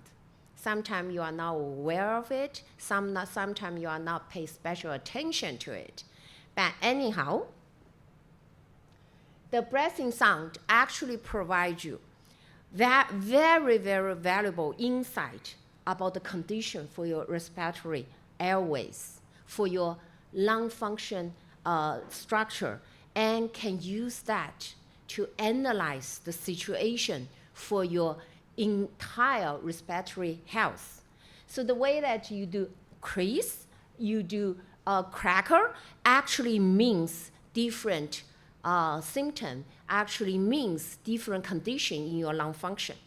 And the beauty is different type of breathing sound, they are with different frequency. So that's why if we analyze the audio in a very detailed manner, we may be able to understand your breathing situation and your lung function related information well enough. So with this, our research target eventually will be, how can we learn from the breathing sound? Let me show you several examples. We just focus on this one question. There are a lot of issues need to be worked. Okay? So first of all, we're talking about a lot of people suffer from chronic disease, especially respiratory related chronic disease. We need to frequently understand your lung function. So that's why, how about we starting from trying to understand lung function? Okay, so lung function assessment. What people did that in hospital, leveraging expensive equipment. When we do tech, we always say learn from existing, then do better. So I will show you with this example what means learn from existing, then do better. So lung function assessment, in the hospital, you have a large equipment can help you to do that. Expensive, with either nurse or therapist support. Because no matter you are suffer from COPD, one of the, some people report as the third, some people report as the fourth issue cause your death worldwide. Asthma, which also have a huge number of population suffer from that. They all need frequent non-function assessment. But as I mentioned, how can you do non-function assessment at hospital? First of all, you need an expensive equipment. And then you need professional people help you guide the way to do non-function assessment. You need professional people guide you because the procedure is you inhale completely. More essential thing is you need to exhale completely, such completely, you cannot easily do that, but the professional people will guide you do that. So that's why in such a movie, you see, don't stop, don't stop, don't stop, this type of instruction. then you inhale again. Eventually, with all this, you will get this so-called flow volume curve. This is what eventually you want to get. Okay. Expensive equipment in the hospital, not easy for me to be there frequently. So our first question, how can we do that in a convenient manner, just at home? Okay. So what you really want me to achieve is flow rate and volume from the curve. So naturally, we want to get the answer, can I understand flow rate? So we check a lot of sensors. The sensing modality can help you to do the very convenient, robust, and then low-cost flow rate. Sorry, there's no such an available sensor. But fundamentally, people working on fluid dynamics show you the airflow, the rate actually has strong correlation with the sound generated by the airflow. So just now I mentioned the procedure is inhale, exhale, inhale again. During such a procedure, airflow will generate sound. We can capture sound in a very accurate manner because of microphone array. Okay? So that's why naturally we will be able to build a sensing modality, which is earbud. And you put what? You put microphone inside to capture the sound, which help you find the relation to the rate, and eventually you will be able to get the flow volume curve. How can you make that? You leverage machine learning. Okay, you have different learning algorithm, you have signal processing to do the physical meaning aware signal processing segmentation, then you design the machine learning to make that happen. So eventually, happily, the result is accuracy is pretty nice.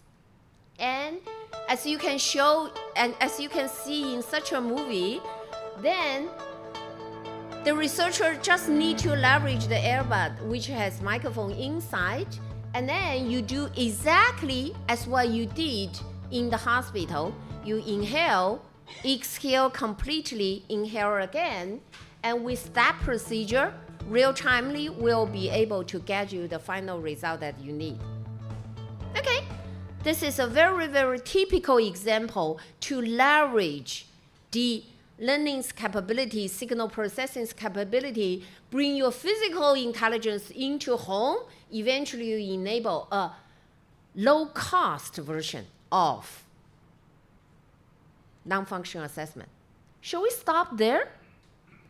As the basis, after you have enough understanding about this physical world, you should try and ask yourself, do more.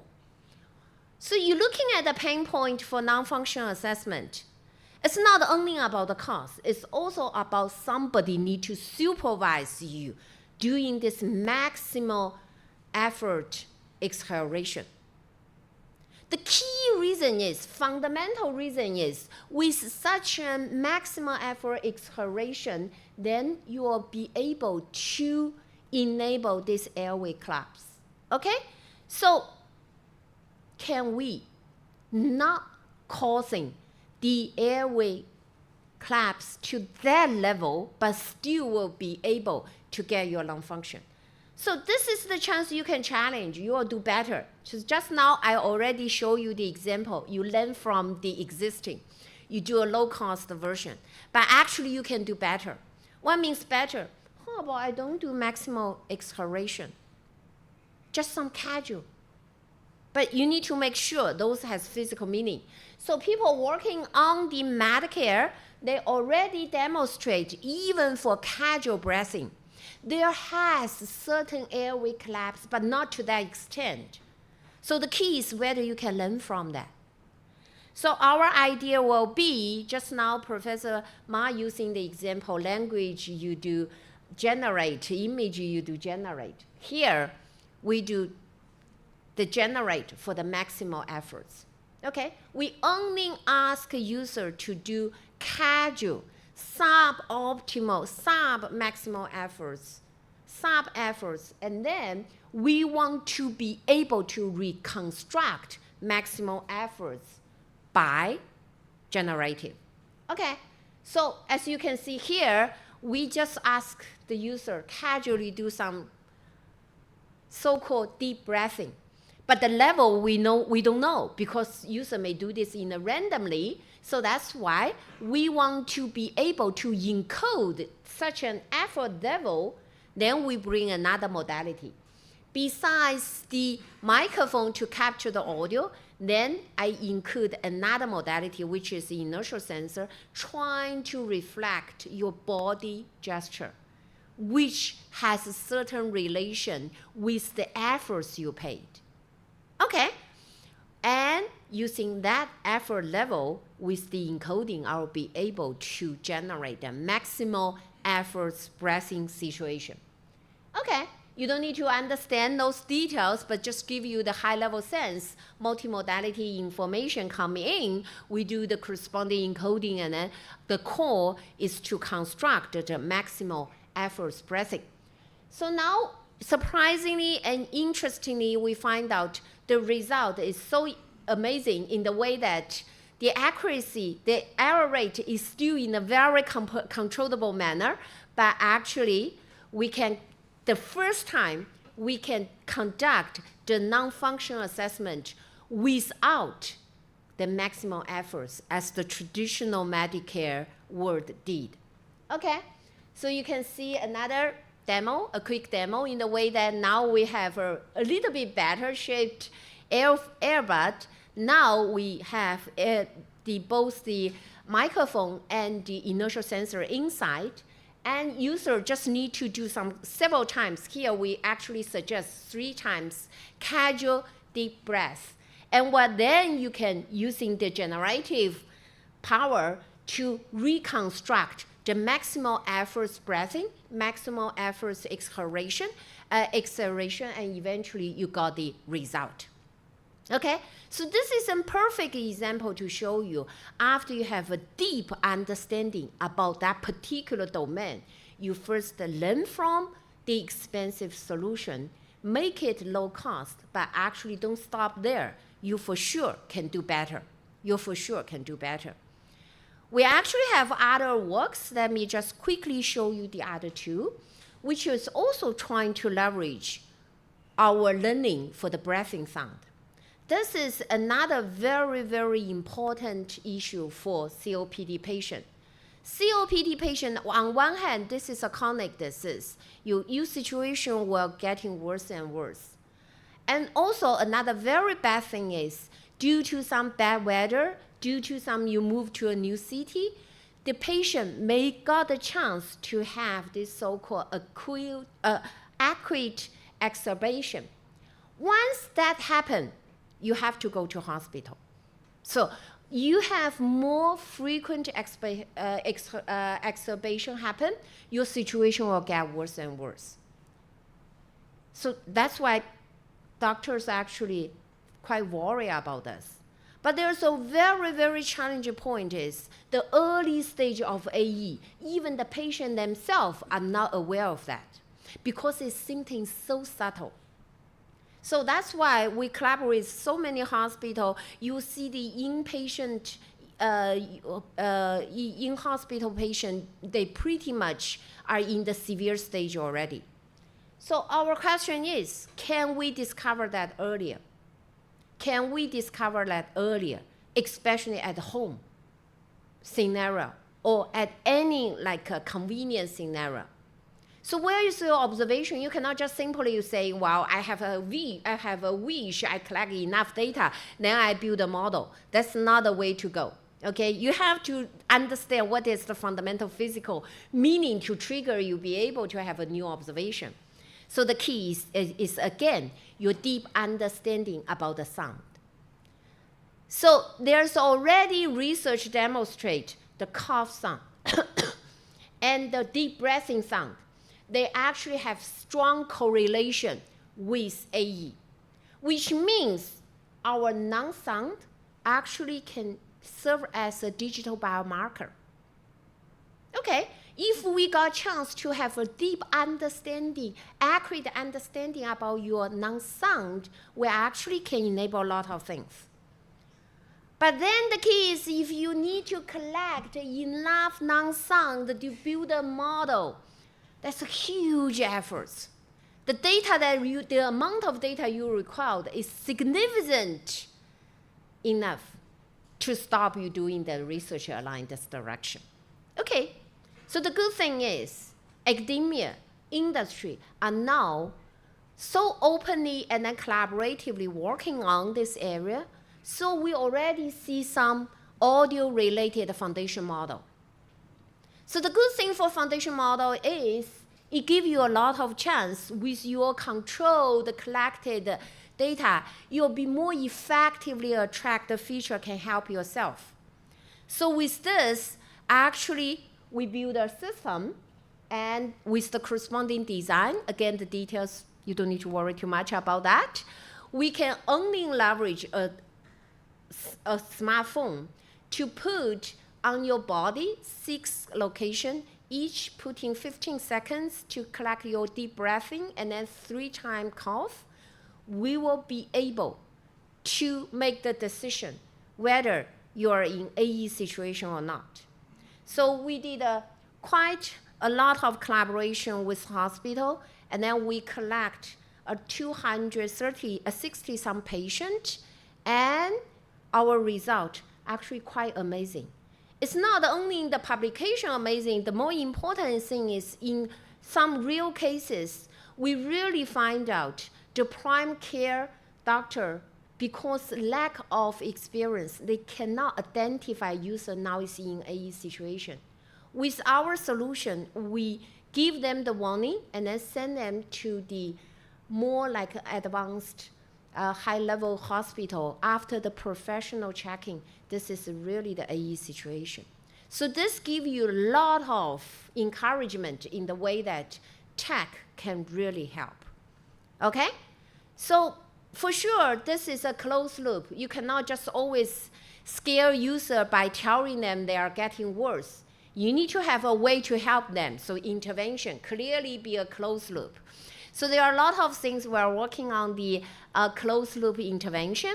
Again, due to the time limit, or just using one example, we actually can do spirit and localization, helping you to do the spirit management. But here, I'll just using one example to do the breathing training. Because again, for all the users who suffer from respiratory related disease, enhance your breathing muscle is one of the very efficient way. But how can you really be able to enhance your breathing muscle? The doctors working together with us give us the requirement. 3-dimension information you need to control at the same time. Breathing rate, breathing time, breathing volume. How can you effectively tell the user who are doing breathing exercise they are doing good or not? You cannot ask a therapist to always be with you. You cannot wear those very tightly wearable, eventually cause breathing difficulty patient. There's no way to breathe. So the only solution will be contactless. Okay?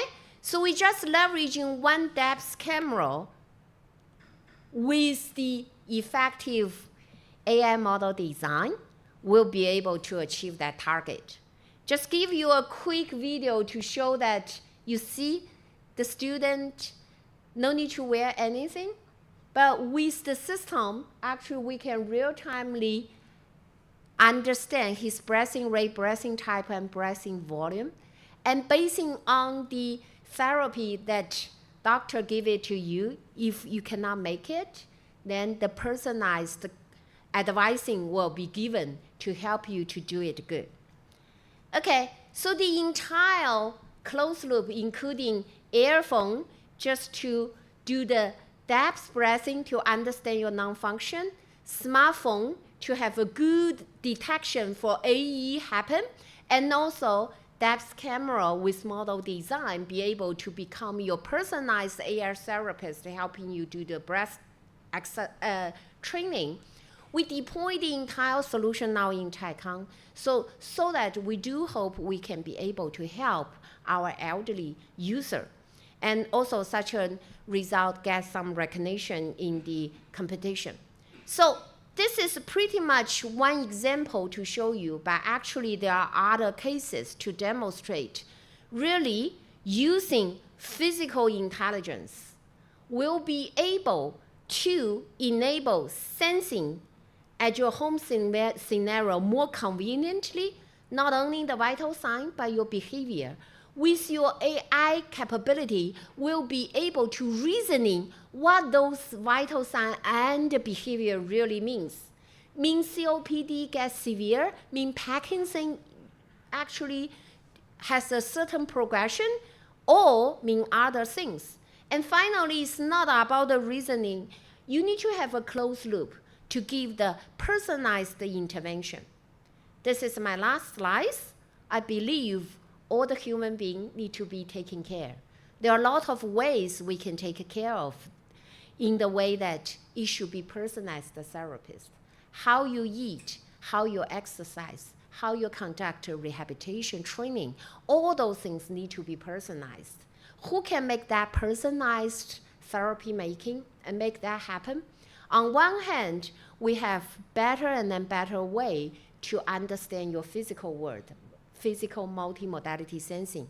On the other way, always embrace the development of AI model, no matter what you call it, it actually working together with the sustainable development of both sides will have a good future. Okay, with that, thank you all for your kind attention.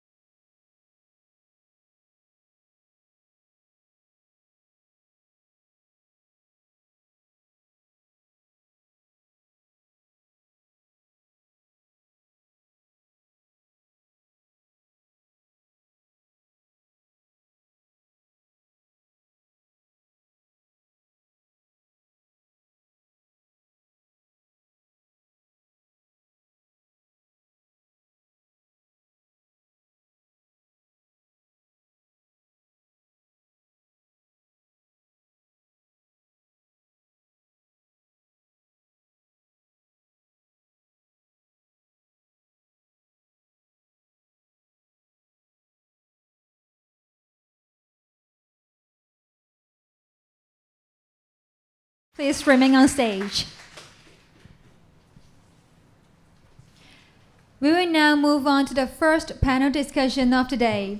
The panel discussion will bring our three speakers together to explore the boundaries of intelligence, each bringing a different perspective on how intelligence is understood, applied, and advanced. Ladies and gentlemen, please join me in welcoming our speakers and moderator to the stage. They are Professor Ma Yi, Professor Jiang Qian, Professor Zhang Liming, and Professor Esther Chen, please.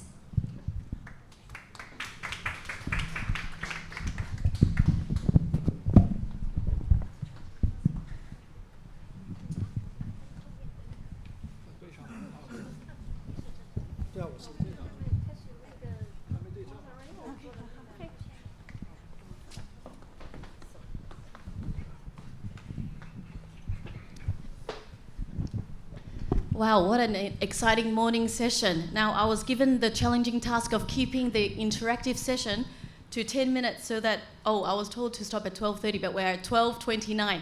However, I know that a lot of us have traveled far to be here and have the chance to have a dialogue with our three speakers. So let's see if we can take it to maybe 7 minutes past, so 37 minutes past.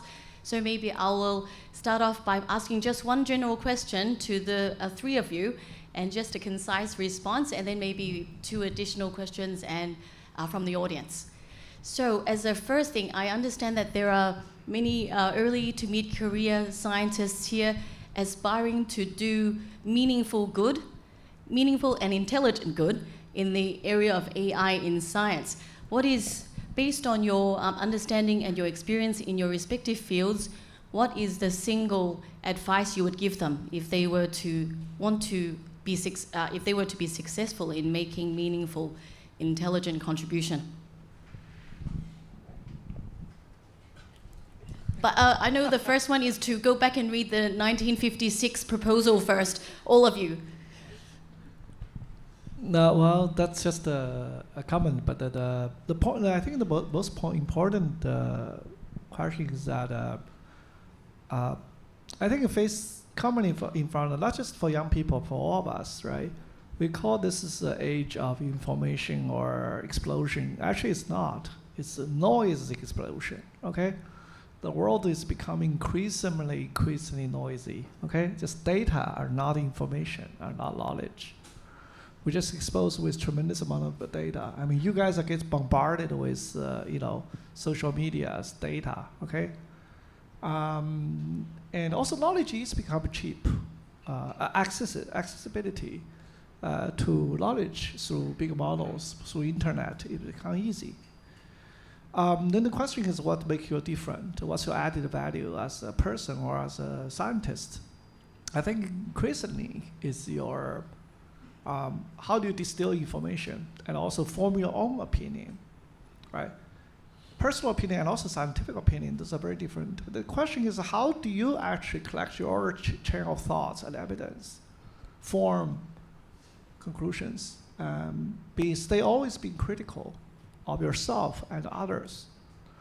These days, we don't question people anymore. We absorb, we just listen, we chase. We think people are successful in one thing, one idea. We think that they are good at all the answers. They have answers for all the things in the world. No, the truth is absolutely the opposite, okay? But somehow the social media and our world is trying to, build those kind of images, right? People are following, whoever has the loudest voice. And that actually, biggest lesson I learned in history or study history of science is that quite the opposite, right? Usually the people truly have the scientific method. Very beginning, they're the quietest. Very often, they are not the mainstream opinion. Think about Hinton himself, right? For 30 years, he's an outlier, okay? And the very success of Hinton tells a story that for many of you, right, what you should do today, right? Instead of following the mainstream, and there's tremendously exciting unknowns out there, right? But this, the social media, they try to portray this is only thin air. This is only an idea that matters. This is the only conclusion. Okay? The conclusion has already been made. And we all know from history that's the stupidest mistake we have keep making. Okay? We become extremely obnoxious, egocentric, and create a lot of noise around something. So this is actually, I think, that the state being very self-critical and stay critical of others. Right? And I think that's remember the very characteristic of intelligence. If you're interested in intelligence, start to behave like an intelligent being. Okay? The very characteristic I try to tell you that is the ability to correct yourself, to correct others, to increase information, to increase knowledge, not just absorb it, not just take it, right? So I think that's the characteristic for an intelligent being, not only individual, but also a community, academia, and also even for the society, right? If you lose information, lose judgment, our intelligence by measure, the derivative is negative, okay? So that's my probably advice. Thanks, Professor Ma. This morning, Ms. Yang from Tencent Charity Foundation mentioned there's a lot of time saved through AI platforms, that PhDs and papers don't take as long to derive anymore. Maybe some of that time saved could be directed at thinking more about the history and the process and critical thinking. Now, thanks, Professor Ma. Professor We only have 4 minutes. Okay, so to me, I think very simple. It's just keep yourself trying to aim high, continue doing something impactful. If you really be able to do something impactful, you have to work on a specific domain, go deeper. That's it.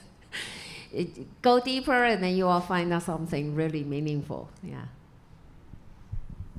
Professor Li Mingjiang? So I guess the most important advice would be not to constrain yourself. You might have unlimited capability. For instance, I'm a civil engineer.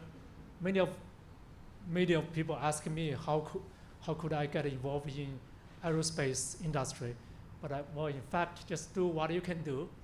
You know, in the history of science and engineering, waves come, waves gone. Just do what you can do. Catch opportunity. Don't be intimidated by, well, big story. Thank you for that advice. Now, let's take 2 questions from the audience. My question is for Professor Ma. It was an exciting talk. You mentioned that animals or humans have a perfect model of the world. I believe the word model is quite important, but I was a bit confused by that statement because I wasn't sure whether animals or humans actually do have a perfect model of the world or actually need one. From what you said in the rest of your talk, I don't think you believe that either. So I'd like to hear your clarification what you actually mean by perfect model. No, I don't think I've never said it's perfect model. It's a good enough model. It's a word model. In fact, if you catch the spirit of my talk, no model is perfect at all. Not even scientific model. All knowledge are correctable. All scientific facts are falsifiable. That's the very definition. Anything that is perfect is not perfect. Okay. So the very sense of the true characteristic of intelligence is precisely the ability to continuously improve that. By that means that any existing knowledge, any existing models are not perfect, far from it. And it's the goal to make your model consistent, increasingly more and more consistent with your prediction. And through that, you're continuously improving it, right? And what I've been saying that the animal has a good enough model, probably more accurate model than human has, in terms of predicting how fast, object travels in space and time. And dogs can catch it much faster. Animals can do things physical things far beyond human capabilities, predicting the speed, position of things, birds, and so on. So they have a much better model than human.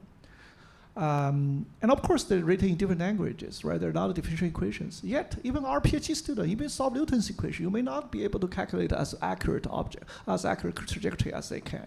They do this as also almost as instinct, right? So this is what I mean by a model, right? Good enough for the time, but always room for improvement. Thank you. One final question.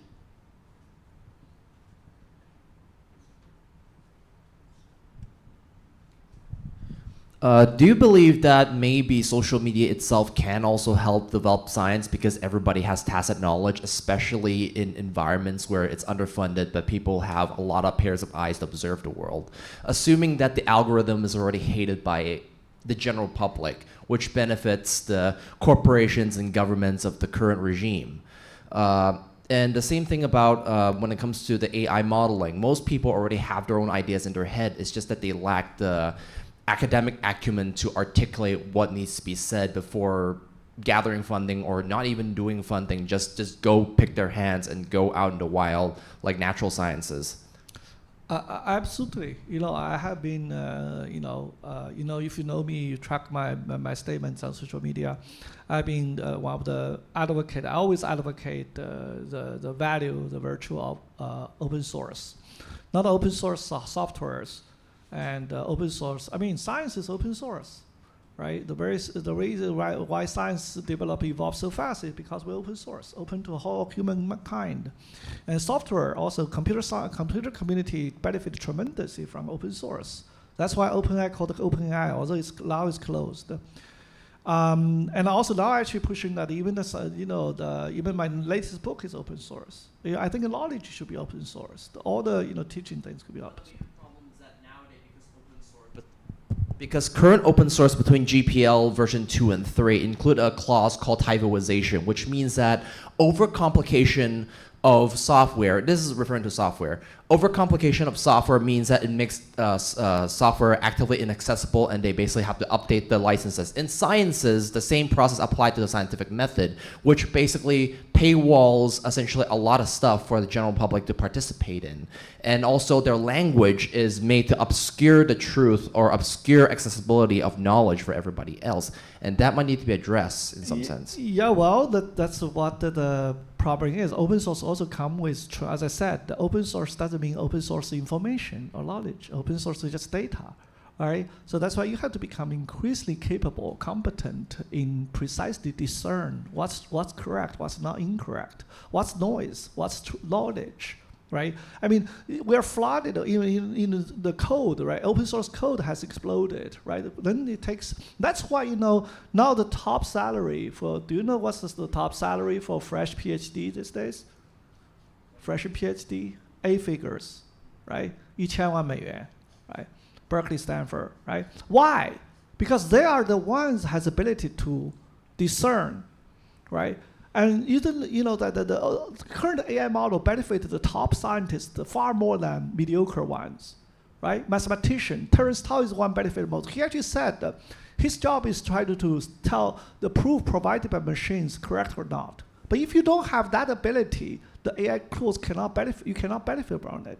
Right? It just flooded you with all the suggestions, all the ideas, all the data, and it depends.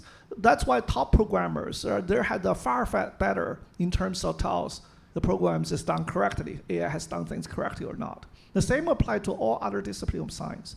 When I face social media or open source knowledge, we have a duty as professors or as academia to try to produce content on the open source arena, which is better tested, better written, better organized.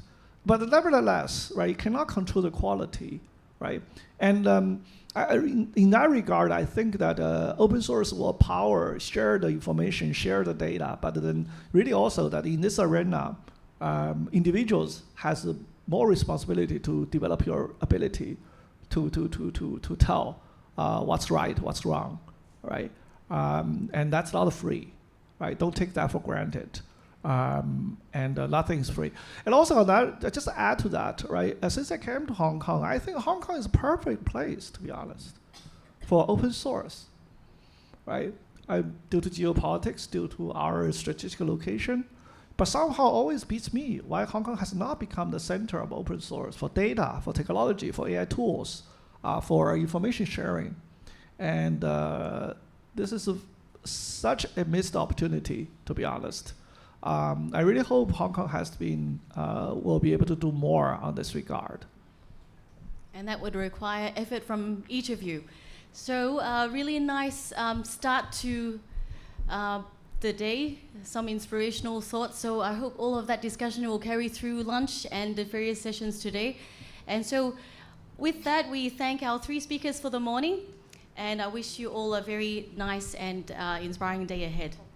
Thank you very much. Please stay for a group photo together. Thank you.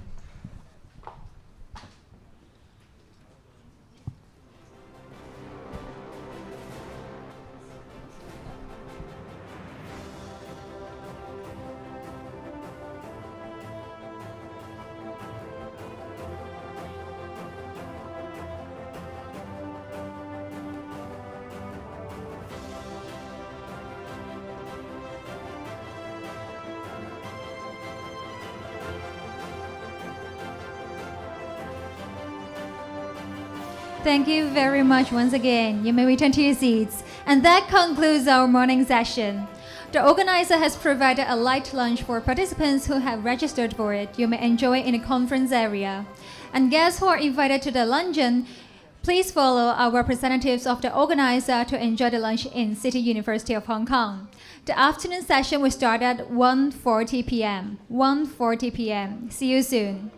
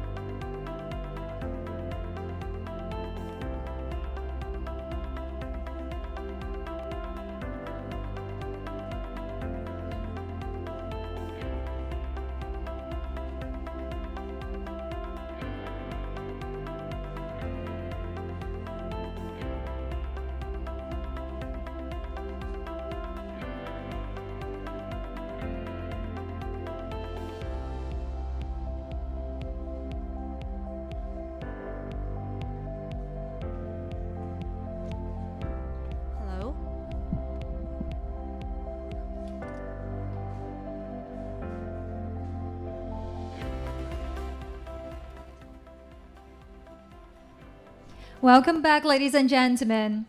We hope you all had a pleasant lunch. We now begin session 2, AI for Scientific Discovery, where our speakers will focus on how AI is accelerating breakthroughs across scientific domains to share their points of view. In order to respect and protect our speakers' copyrighted content, we kindly ask you to please refrain from taking videos and photos. Now, I would like to introduce the moderators of this session. Professor Carmen Wong is a member of the Hong Kong Young Academy of Sciences, Professor of Department of Pathology, Lee Ka-shing Faculty of Medicine, the University of Hong Kong.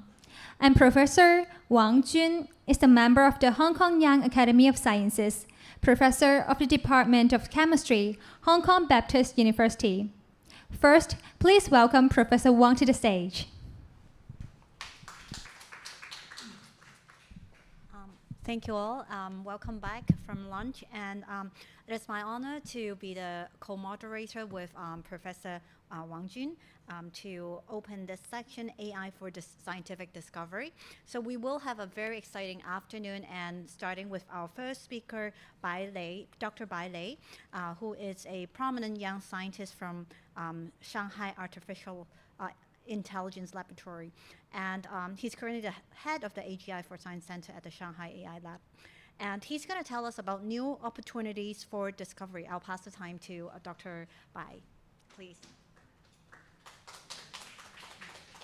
Okay, thank you. Thanks, everyone. Okay, actually, I changed my title because I think that everyone now is understanding that AI for science is really hot, and there are many opportunities. So I changed the title to Agentic Science, Past, Present, and Future. So as we have discussed this morning, I think everyone noticed that AI for science is currently gaining massive tractions.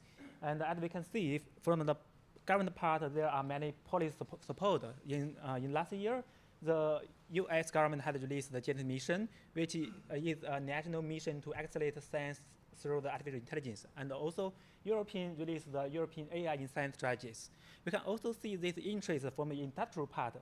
By Google released the Gemini for Science that powering scientific discovery with the AI, and also Anthropic, that is a very, very famous AI company that also, although they are doing some foundation models, LLMs, and they are also using LLMs for chemistry.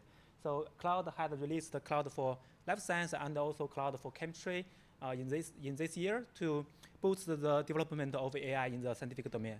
And we can also see this topic from the academic publications. As you can see from the right figure, since the 2021, there is a dramatically increase in the number of publications related in AI in many topics, not only from natural science, but also from such as the earth science, the physical science, and also the life science. So this which means that the many researchers from different domains are trying to using AI in their research and speed up the research. But before we go into the concept of agentic science, I would like to first take you to tour with the parts of the AI and science, because if you look at the history, you will find that AI for science actually is not a new term.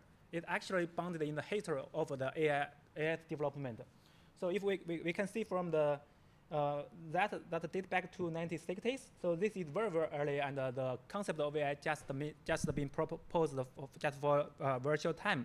And just at this time, the researchers from the Stanford University and the Harvard, they already developed the system which is the Dendro, which try to generate the. Sorry, it's just the text too small in this thing. I will try to take this. Use this one. Can I? Thank you. Yeah, so in 1965, the AI product Harvard, they already from the Stanford University, and they try to develop the Dendro system, which is already try to generate hypothesis formulations for discovery. I think this viewpoint is quite similar to the method developed by Professor Ma Yi. He had mentioned that actually many words we talk about today had already been mentioned by the researchers in last century. And also in 1980s, NOAA developed an expert system for surveillance system detection in the central United States, which contained a set of rules to assess the probability of thunderstorm occurrence by analyzing meteorological conditions. And then AI had changed from to another technical domains, and when we go to the 1980s. So in 1990s, the U.S. National Institute of Health, they released the first version of the BLAST local alignment search tool, which is the BLAST, which uses rapid search and similarity computation algorithm to quickly identify sequence similar to a given nucleic acid or protein sequence with a large database. And also in 1992, Donald and their colleagues employed the use of neural networks in the survey response forecasting. From this work, we can see that although the technique of AI has changed a lot from the expert system to rule-based and also to the area of machine learning and then enter to the area stage of neural networks, but AI and science are still bounded together. Then we move to the area of deep learning in this century.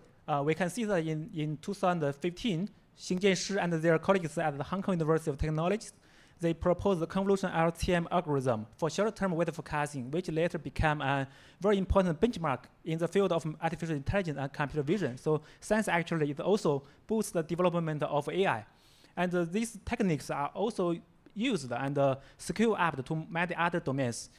We can see many works we can see in this in recent 5 years, such as the AlphaFold protein prediction wins the Nobel Prize, and also the data-driven weather forecasting, such as the Pangu weather, the GraphCast, and they selected as one of the Nature's top scientific breakthroughs in 2023. And also the genomic model, the EVO2, they can analyze and generate DNA and RNA sequence. These models are also used to create lives in last year. And also material models such as Microsoft, their material gene can model and generate a material based on chemical and mechanical and electronical properties. So all these kind of works, although they happens in different areas and they seem different, but actually the background knowledge and also their techniques are quite similar. They are using deep learning models. They collect lots of data and they design a lot of functions to optimize the model. The only difference is that in recent years, we have more data and we have more computation. So we can do something that we cannot do in last century. So their core is just the same. But we want to argue that the scientific research is not just computation. Because if we look at the private works, you can see that the most works in the recent 30 years, they focus on prediction. They focus on the property prediction, they focus on classification, and they also focus on some structure folding. But the research has many more parts. These are just research tools. For research, we can actually use AI to enhance not only the computation tools, we can also use AI to enhance researchers. For example, we can use AI to help us search literatures and propose new ideas, and also generate improvement plans.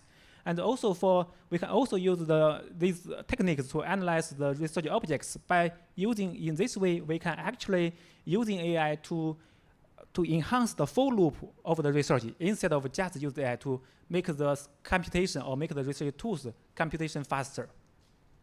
And also we also learn from just as a viewpoint from Professor Ma's talk this morning. Actually, AI is not just deep learning. We can see that deep learning is just a very small part or small piece of artificial intelligence. The goal of AI is not only for computation. It tries to develop a machine that can reach human-level intelligence. It can perceive the external world like humans and generate proposal plans, and then use every kind of tools such as the calculator, the weather, the search engine, and also the other kind of techniques to conduct actions, to interact with the world. That's the definition of AI. And also, as we mentioned, it can also involve with the interaction of the world. So based on this, with this concept in mind, and also with the development of LLMs in the 2022, there are more possibilities we can do with AI. That's why we propose we need to change from AI for science to agentic science. So if we look at this picture, previously, most AI for science work are doing the expert models.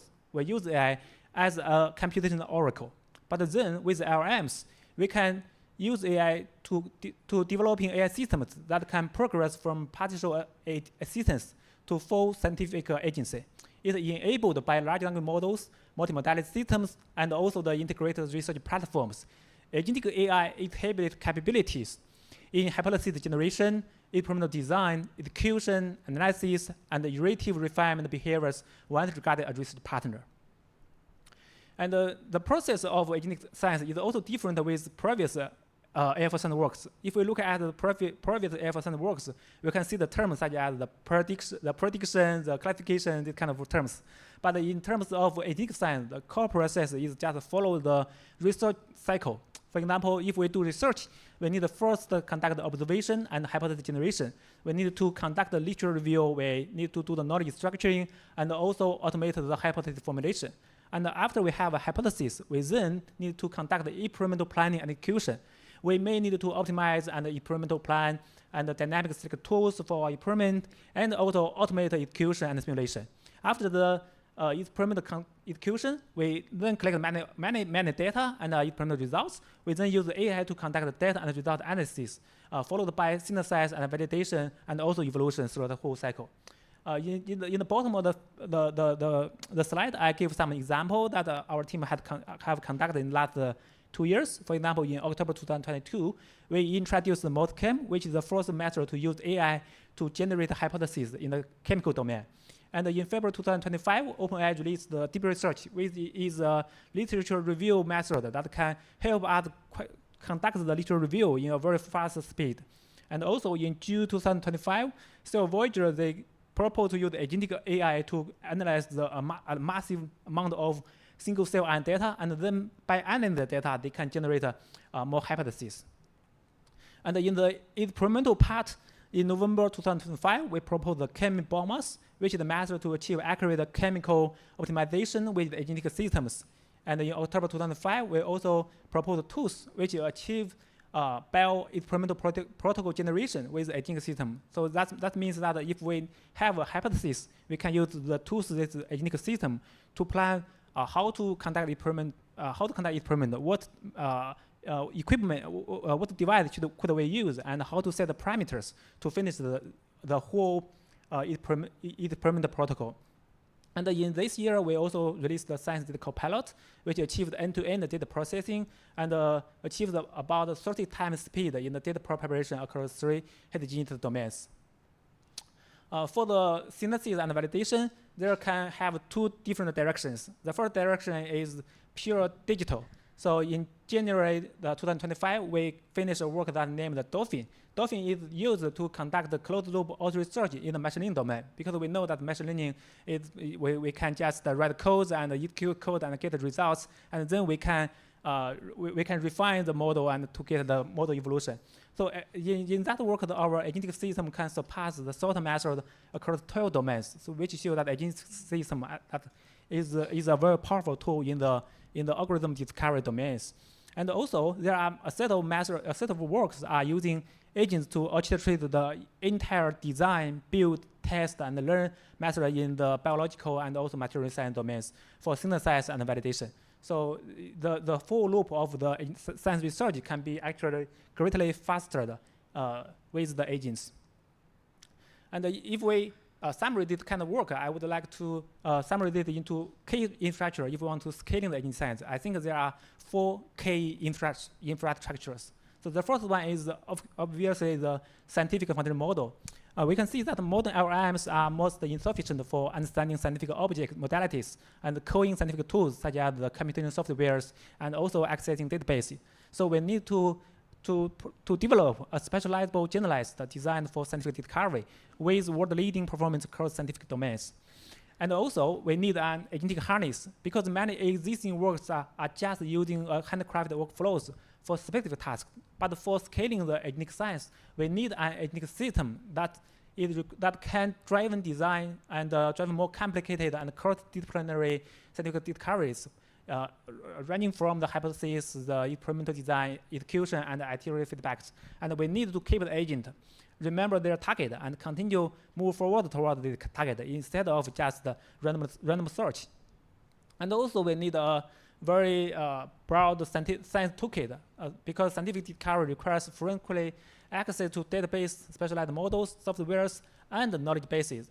The integrated the most widely used tools with the agentic harness and make them seamlessly accessible for researchers online could greatly reduce the efforts in developing agents for many more other topics.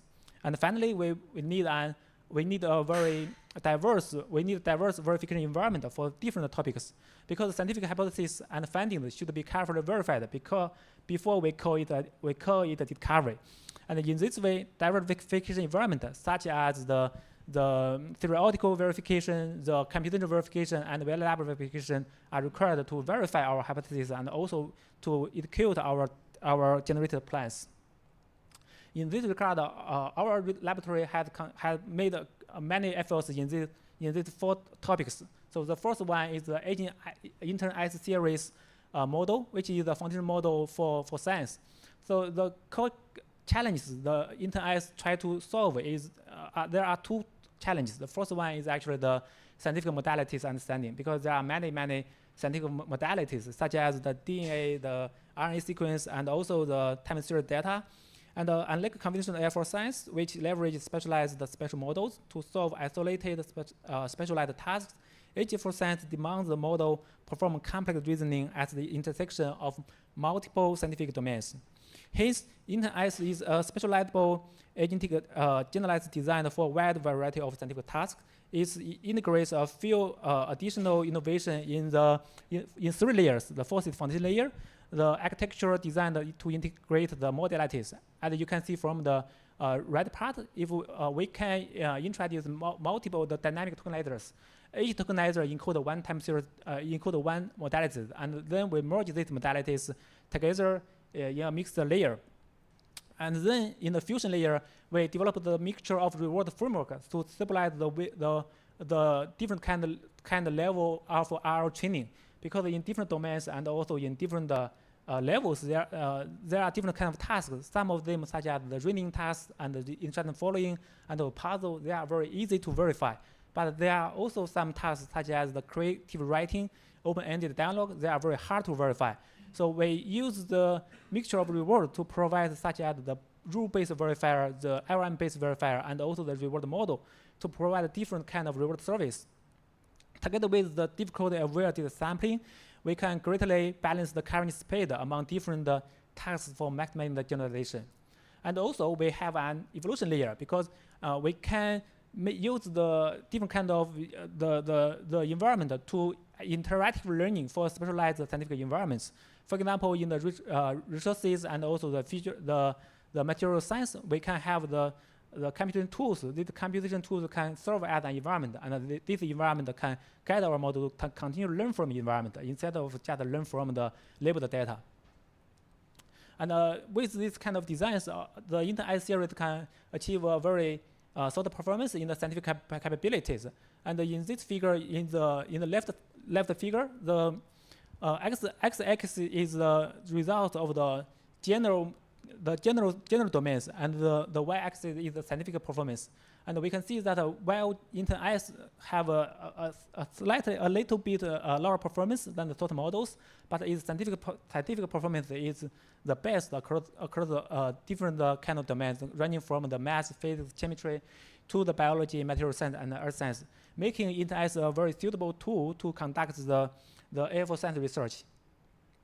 And after the foundation model, then we need an agentic framework, which is called harness in nowadays, to connect the intern ice with abundant scientific data, the professional tools, database, and knowledge graphs, and also verification environment. In this part, we introduce the multi-agent collaborations and to enable full-loop scientific exploration, and also verification on the test time evolving, to make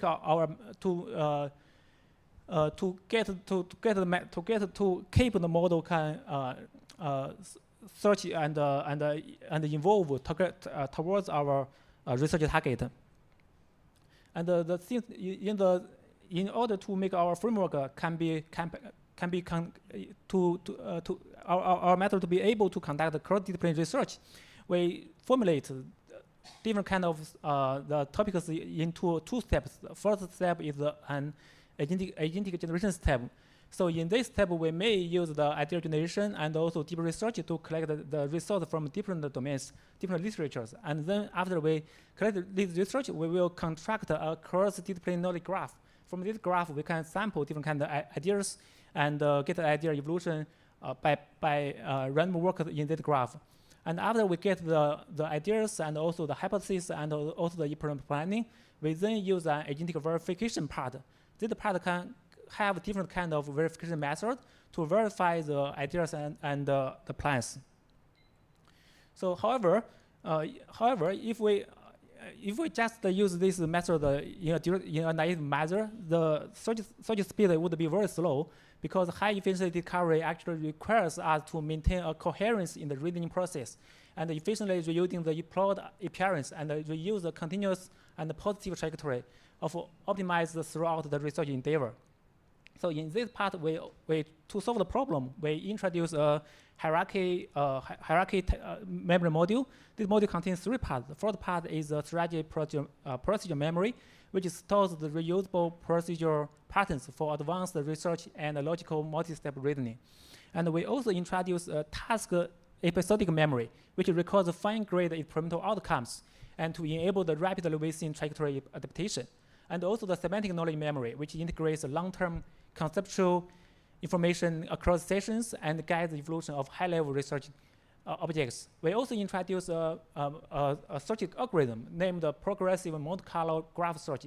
In this search algorithm, we reformulate the search process as in a graph, and in this graph, we can transfer the information from the previous searched node to the more suitable and more efficient node. In this way, we can greatly reduce the search time during our research. With this design, we first evaluate our method in the machine learning algorithm development part, because the algorithm part is actually one of the most suitable test bed for evaluating the discoverability of agents. It had 4 characters. The first one is algorithm discovery requires significant innovations for processing new ideas, such as the network architecture and load function design.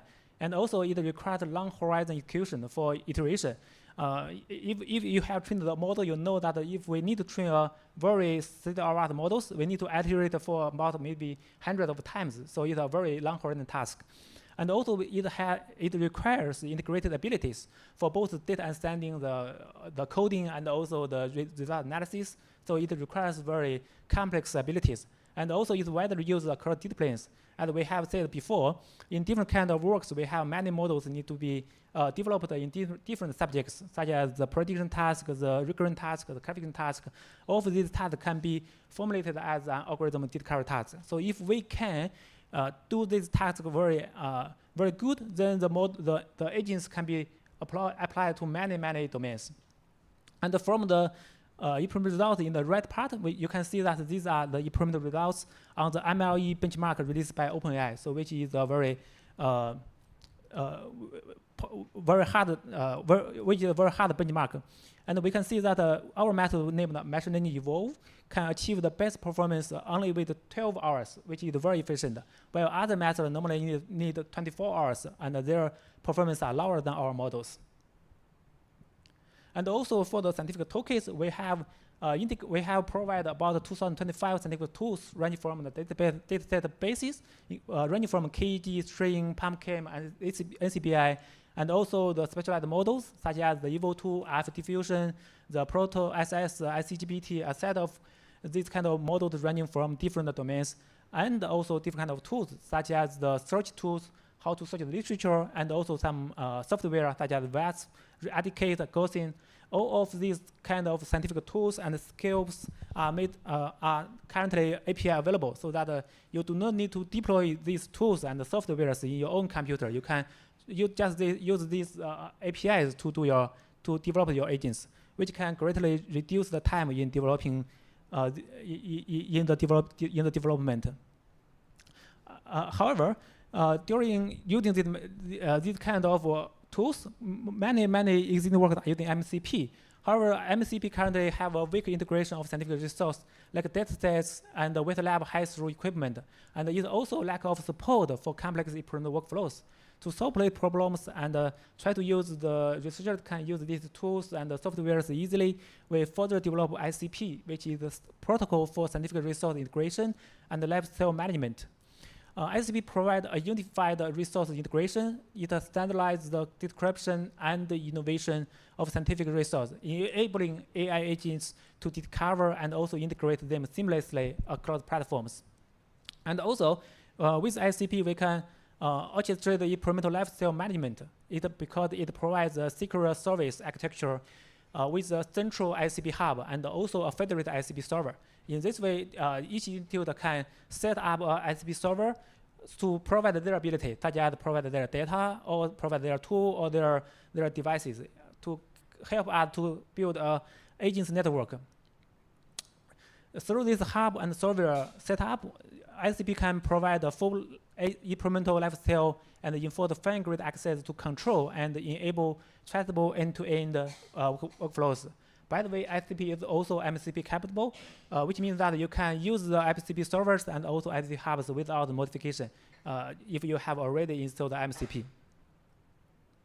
And with these designs, we conducted some scientific exploration with the scientists from different domains. For example, first in the climate domain, actually we try to use the agentic discovery to to find a new perception formula, because perception is a very critical and complex process, and it also influences flood, fresh water resource, and also the global water cycles.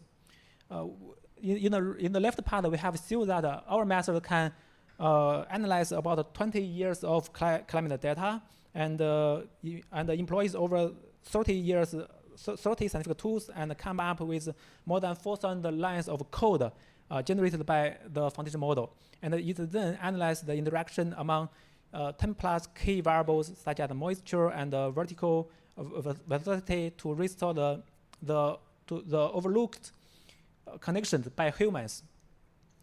Our method then subsequently proposes a novel explicit equation that linearly integrates the moisture term and also the dynamic terms. This equation is not only more elegant but also more accurate, as can be seen from the graph, significantly mitigate the long-term standing bias in the perception simulation. And another application is to try to use the agentic science for the biomedicine, because it can be served as a virtual designate biologist by systematically identifying and prioritizing therapeutic targets and reading over the vast heterogeneous biomedical literature, datasets, and tools. To propose and prioritize targets, it can require multimodal reasoning, as it combines genetic data, the protein interaction networks, and also the pharmacy profile, clinical records, and the literary evidence.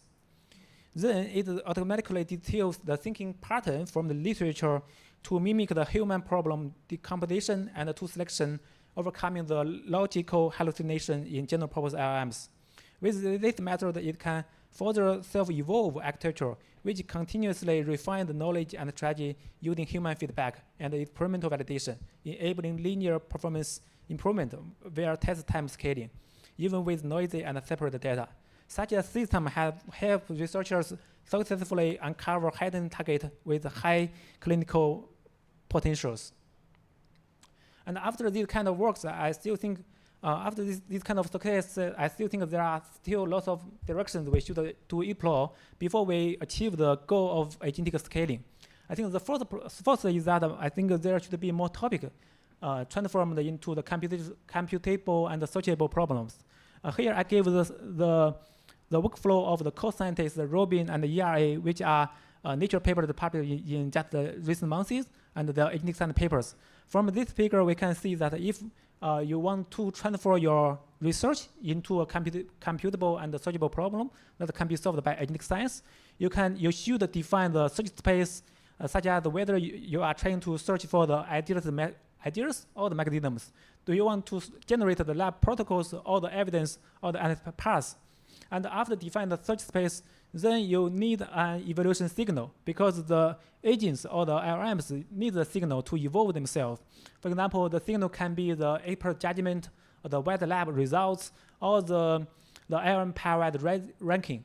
And then you can build the agents to conduct closed loop optimization, ranging from the generated ideas, debate, rank, and evolve, or conduct the literature, essay, experiment, and find analysis, and then update the hypothesis. The second direction, I think, is we need to keep improving the scientific reasoning ability. Last year, we have conducted a very large benchmark with nearly 100 scientists and covering about 10 major fields. We found that the frontier models such as GPT, Gemini, and Cloud, they can only reach about 50 score in general scientific reasoning, ranging from the hypothesis, theoretical, and also e-premise. And if we move to the very specialized scientific reasoning, such as the literature, such as the dry e-premise coding and also the wet lab planning, the performance can drop to only 30%. And these results actually is consistent with another benchmark released by the Argo laboratory and also UIAC, which named the Create PT benchmark. This benchmark is a very frontier physics reasoning benchmark. In this benchmark, we can see that many very, very frontier models, such as for example, the Gemini 3.1, which is also very expensive if you want to use this model. But this model can only get about 20 in this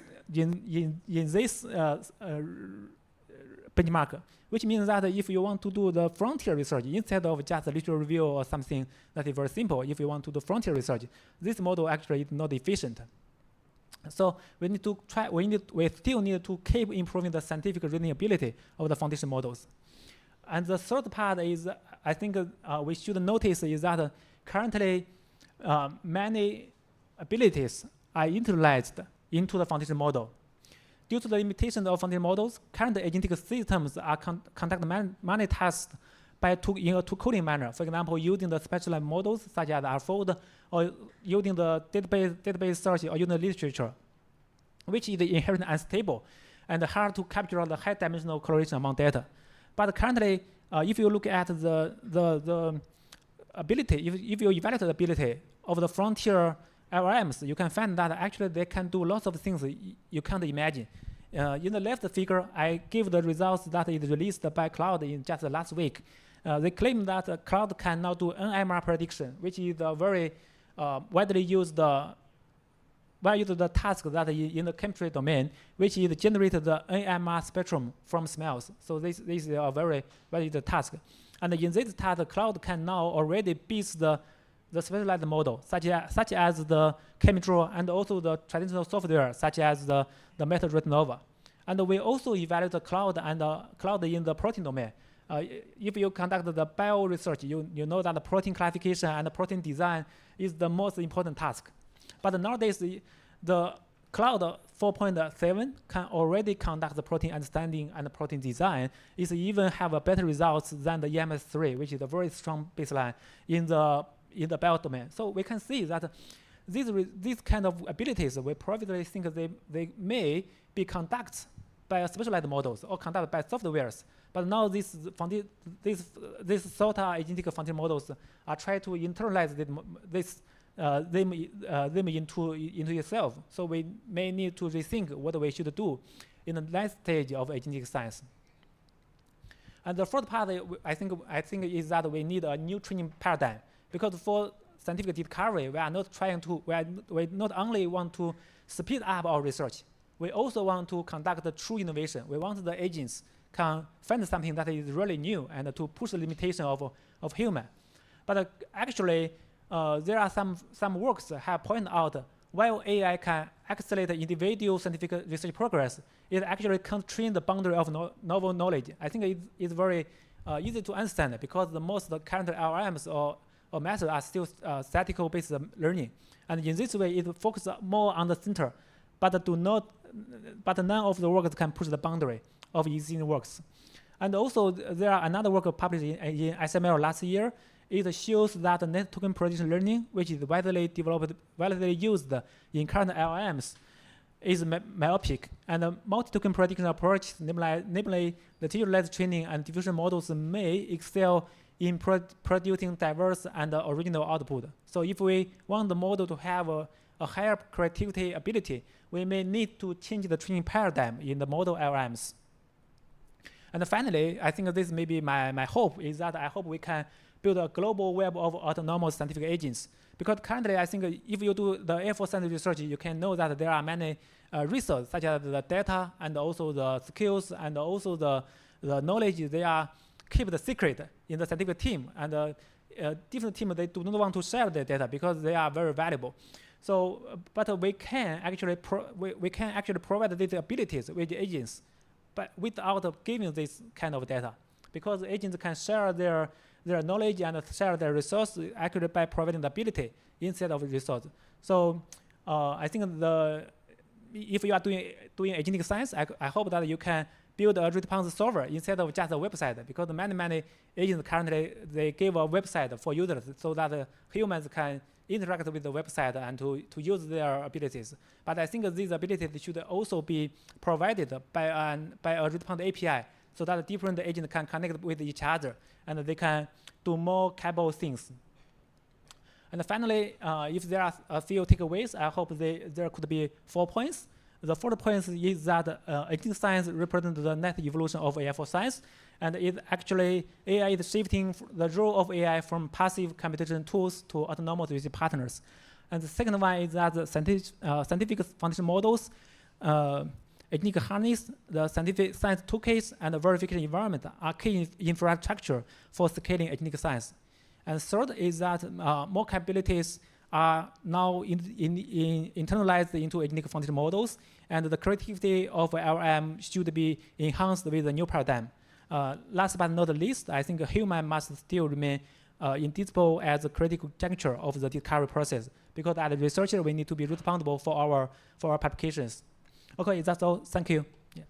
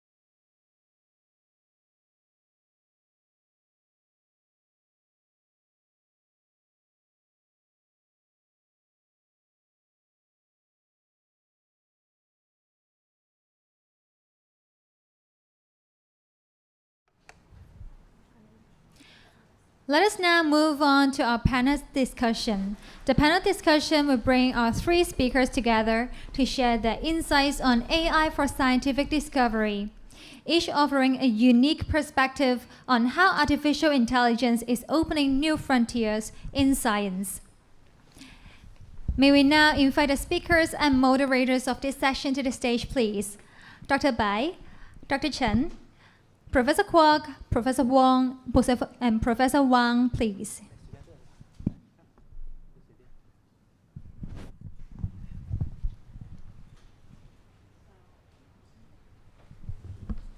Thank you so much, and we have a very enlightening afternoon. I'll kickstart the panel discussion. Now, first of all, I have a question for Dr. Bai.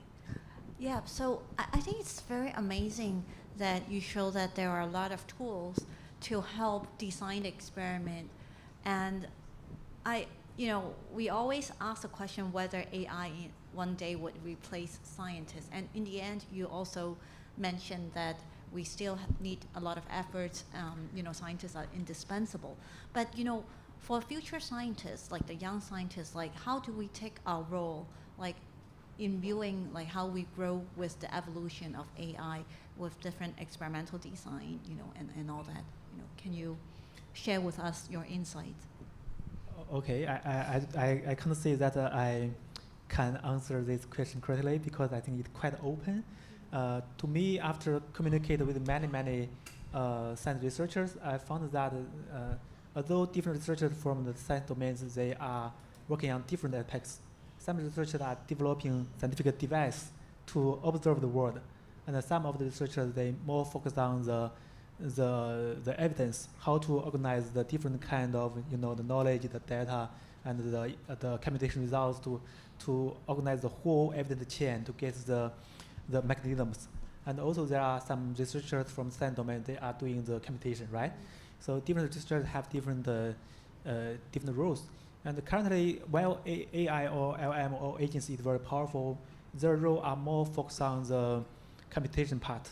As I have showed, they can develop new computation method. It can code different kinds of literature, the database to organize the evidence. But it may not be, there may be many hallucinations. So the human researchers need to check them carefully. And for the device part, I haven't seen the AI have the abilities to develop a new device to observe the world. While I see some researchers start to do this part, they start to try to use the 3D printer to print some device, but I think that's still a very, very long way. Summarize all of these kind of works, I think human researchers are still very good at developing state-of-art device to observe the world, and also organize different kind of evidence to get a mechanism or check the mechanisms proposed by the AI. But the works that can be conducted by AI, such as developing tools and organize these materials to give some hypotheses, can be done by AI in some intent, at least in these years. Yeah. Thank you. And maybe I can ask a follow-up questions for you and the rest of the panel members. We know that sometimes scientists need to think out of the box, but AI really train the program just to follow what is expected and the trend, and how do you see serendipity, like out of the box kind of like characteristic add on to the AI? Yeah, that's a very good question. So to think out of the box, so from my perspective, from also the latest piece of work that I just shared, I tend to regard AI as a useful tool. Mm-hmm. If we were to use it as a tool, but regardless of the training process, for example, the algorithms that we just delivered, so with this tool, can it enable our following studies? So because before that, nobody can, without such tool, so many of the scientific discoveries cannot be done. But with this valuable and precise tool, we were able to carry out many downstream tasks that cannot be carried before. Okay, for me, I think the think out of box is kind of the ability of creativity. I have given an analysis in my slide. I think from these existing analysis, I think that AI is very weak in the creativity abilities. But I think we can create new training paradigms to increase the power. Because the think out of box actually can be you can formulate as for example, how to combine different contexts, how to find the hidden clue across, for example, from the research object, from the theory, from the their reputations. If LM or agents can find this hidden clue in the in all kind of evidence, I think maybe AI could also have the ability to propose very good hypotheses, right? So I think from the AI side, I think we can formulate the ability of think out of the box as a learning target and try to develop new methods to enhance the ability of RMs in this part. Yeah. Maybe I'll just add a little bit. I think I agree with both of the speakers. I would just add a point that we use it as a tool. As experimentalists, we always use it as a tool, and we collaborate with other scientists on this aspect as well. I think really science should be human-centric, I think, right? Of course, AI can save us a lot of time, resources, then we should then have more power or more time to focus on asking the right question and how to think outside the box. And many of the research questions are really unexplored, like some of the things I mentioned and some of what the other two speakers have mentioned. So there's still a lot to do and a lot to explore. So I think we shouldn't limit ourselves and allow the AI to take us over. Okay, thank you for the inspiring sharing. And I come from chemistry department, and my research focuses on the synthesis chemistry and also medicinal chemistry. So I have a question to Dr. Chen. So if look ahead 3 to 5 years, which technology do you think will mostly reshape the AI-enabled the protein engineering and drug design? Well, actually, honestly speaking, my major part of work is focused in that area. So the work that I just shared is just a byproduct during that process. So I was in the field of AI-driven protein design, AI-driven antibody design. It's really a hot topic recently, both in the academic research department as well as the capital department.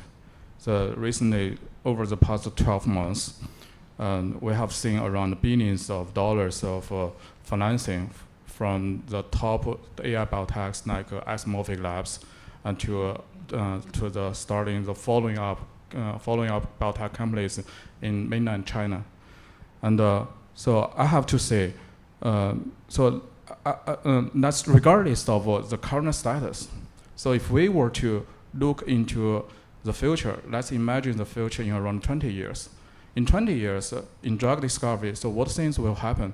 AI will definitely take a very big portion of that, because the current drug discovery efficiency is so low. It takes around $3 billion to deliver a compound into the FDA final approval. But if with AI power, so maybe the de novo design part for the preclinical stage and the AI-enabled clinical stage. For example, AI will help with the biomarker discovery so that we can recruit the patients more accurately, so that we can do the clinical stage in a more accurate fashion. So that day will finally come in around 10 years to 20 years. So if we look at things in this way, in a historical fashion, in a visionary fashion, so currently, it means that two things is going to happen. The first is that AI-enabled compound discovery or protein discovery that can deliver clinical safe and clinical efficient products. And the second is that AI-enabled clinical phase 1, 2, 3 clinical stages, and that will allow the cost to be reduced dramatically. Okay. Yeah, so we still have a little bit of time, and probably like I think each of the speakers, has illustrated their strengths, like from transcription factor, prediction, optimal design, and experimental design, and I think you just raised a very important point that the AI can help us to screen the correct molecules or compounds, right? And I worked on cancer research, and we do a lot of preclinical studies, and this it's essential for testing before entering clinical trials or testing in the patients. So I'm just asking out of the box, like, are there any room in the future that we can integrate our knowledge from optimal design for drug discovery? I also work on transcription factors, and finding the right optimers to target transcription factors, moving onwards, experimental design to guide my students, and also with preclinical studies, how do you view like the integration of AI experts? I think this is the right platform, so then we can link our experts like to move forward the health science and also drug discovery. Just at whatever comments, we're just like throwing a bunch of ideas. Okay, I can start it first, I think, because although I have still some case that AI can do some agentic science that are in an end-to-end manner, and we can see that there are lots of news from the top-tier AI companies that give some success results, right? But from the slide I have given, you can see that currently the reading ability of the foundation models in top-tier research is still very low, and I have showed perhaps maybe 20 or 30 percentage, right? That means that if we are using AI to do the very long-term research tasks, for example, we have collaborated with Peking University in the molecular selection, which is a key stage in the drug discovery, right? The most existing AI models and agents cannot finish the task by themselves.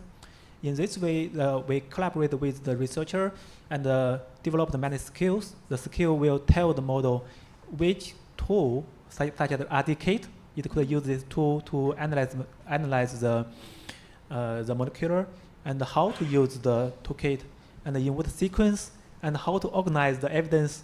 So all of these things these appearances are very useful in the current agents.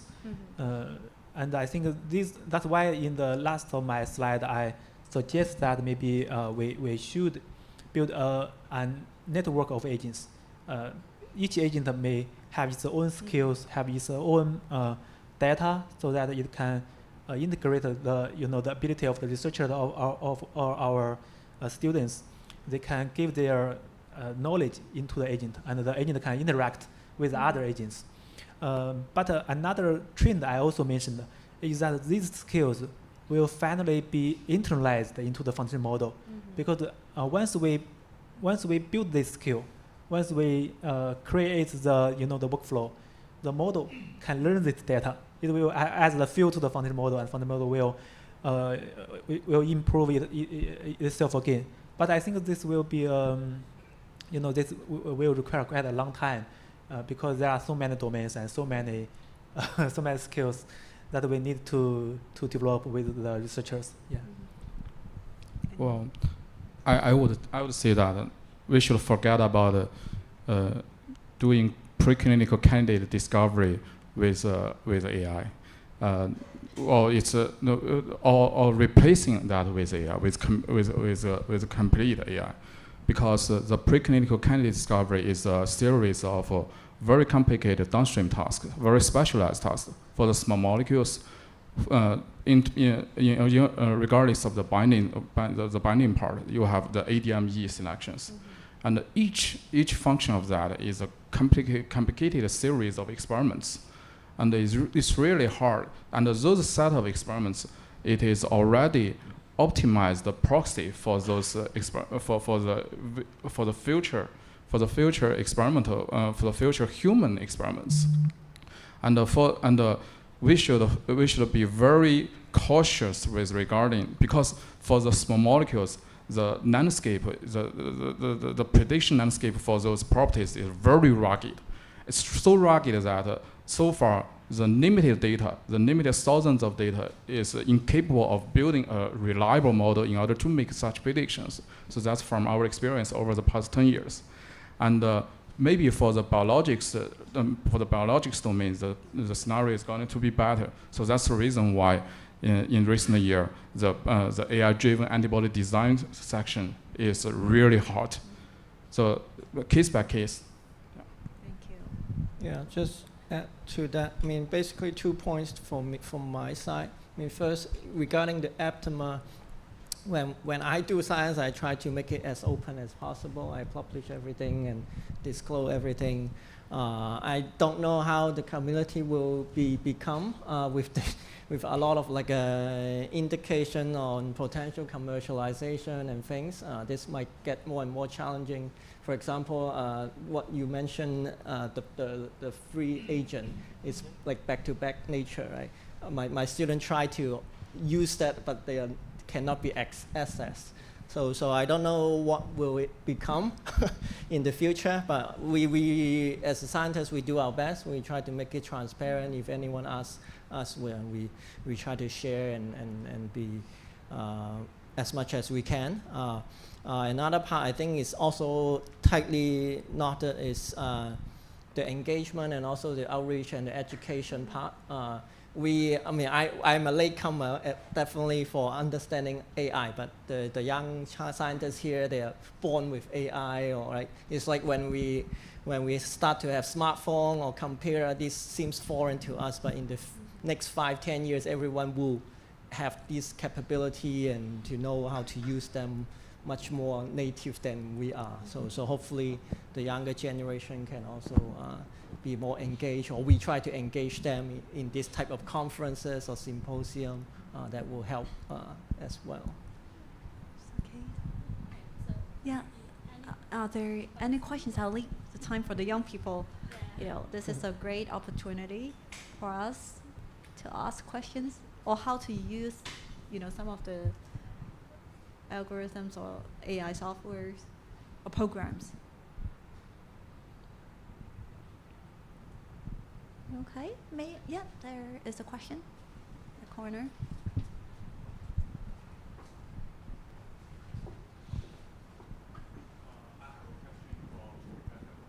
Speak up a little bit. Maybe you have to switch on the microphone.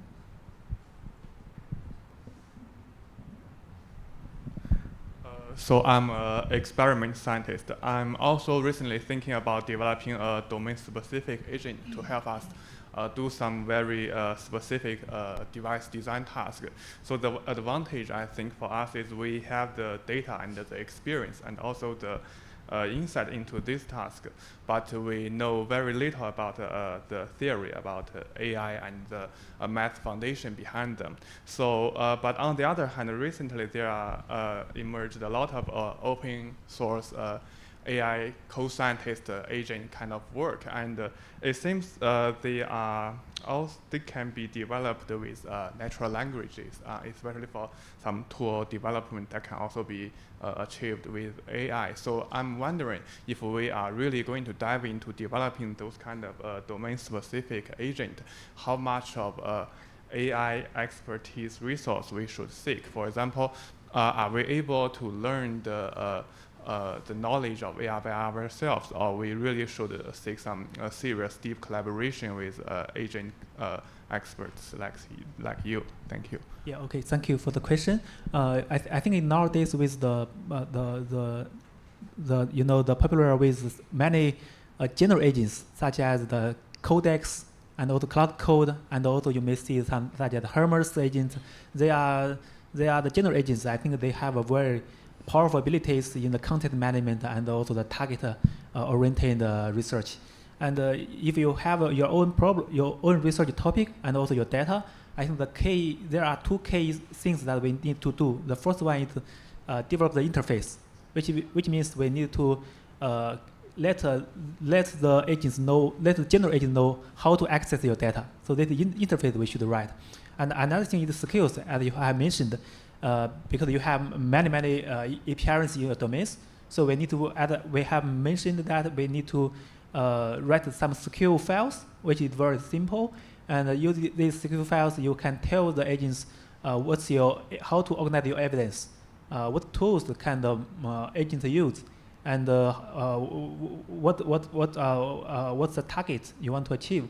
And through these two things, I think the general agents can do very well in many tasks. And also, in the last you mentioned that should you do it by yourself or collaborate with an AI partner? My answer will always be, if we can find a partner, why not? Right? Yeah.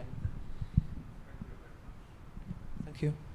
We're right on time, and with that, I'd like to thank our speakers for sharing their insights and enlightening us about the importance of AI in the next decade to come. So we'll leave some time in the break. We do have a break, right? I'll pass the time to the MC. Thank you. Thank you very much. May I invite everyone, please stay for a group photo, please. Thank you.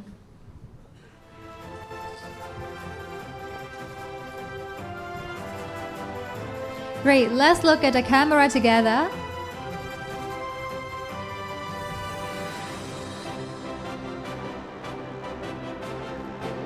Another one with thumbs up.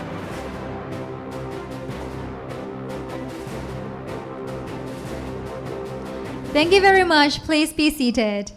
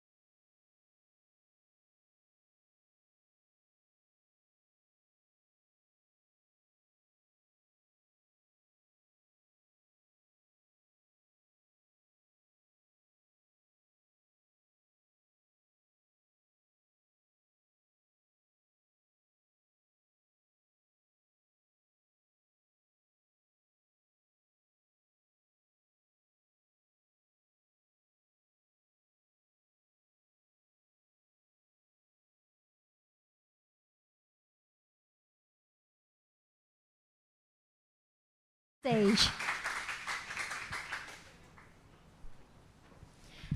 We will now move on to the panel discussion, and that will be the last panel discussion of the day.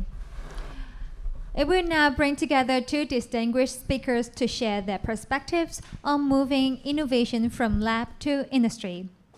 Ladies and gentlemen, please join me in welcoming Professor Xu, Professor Su, Professor Yan, and Professor Chow, please.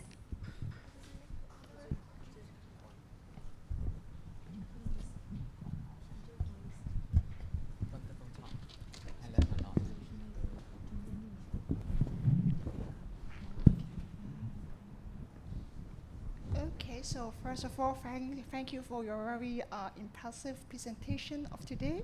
And I think for today, maybe ladies first, okay? So that I think Professor Xu, you are more close to my expertise, so that I got some questions to discuss with you, okay? And first of all, when I listen to your presentation, actually the story is like at the beginning we got the energy crisis, so that we got something extracted from the ground, and now since we got some environmental problem, we got carbon neutrality, carbon footprint, and sustainability concerned, we have something to be inject back to the ground. Okay, so since this is about AI, before I come to today's summit, I have a little bit chat with the Gemini. And so that I try to get some background knowledge about AI application in carbon capture and storage. So may I ask, with the existing weak AI, is there any problem with the carbon storage or any improvement that we can do with the weak AI to improve the durations of the carbon capture and storage in the deep underground? Actually, it's a good question about how to use AI to improve the technology, right? Mm-hmm. Yeah, I think for the CO2 sequestration, the big challenge is that we do not have enough money to know clearly about what happened underground. Mm-hmm. So, for the oil and the gas company, they want to pay a lot of money to know what happened.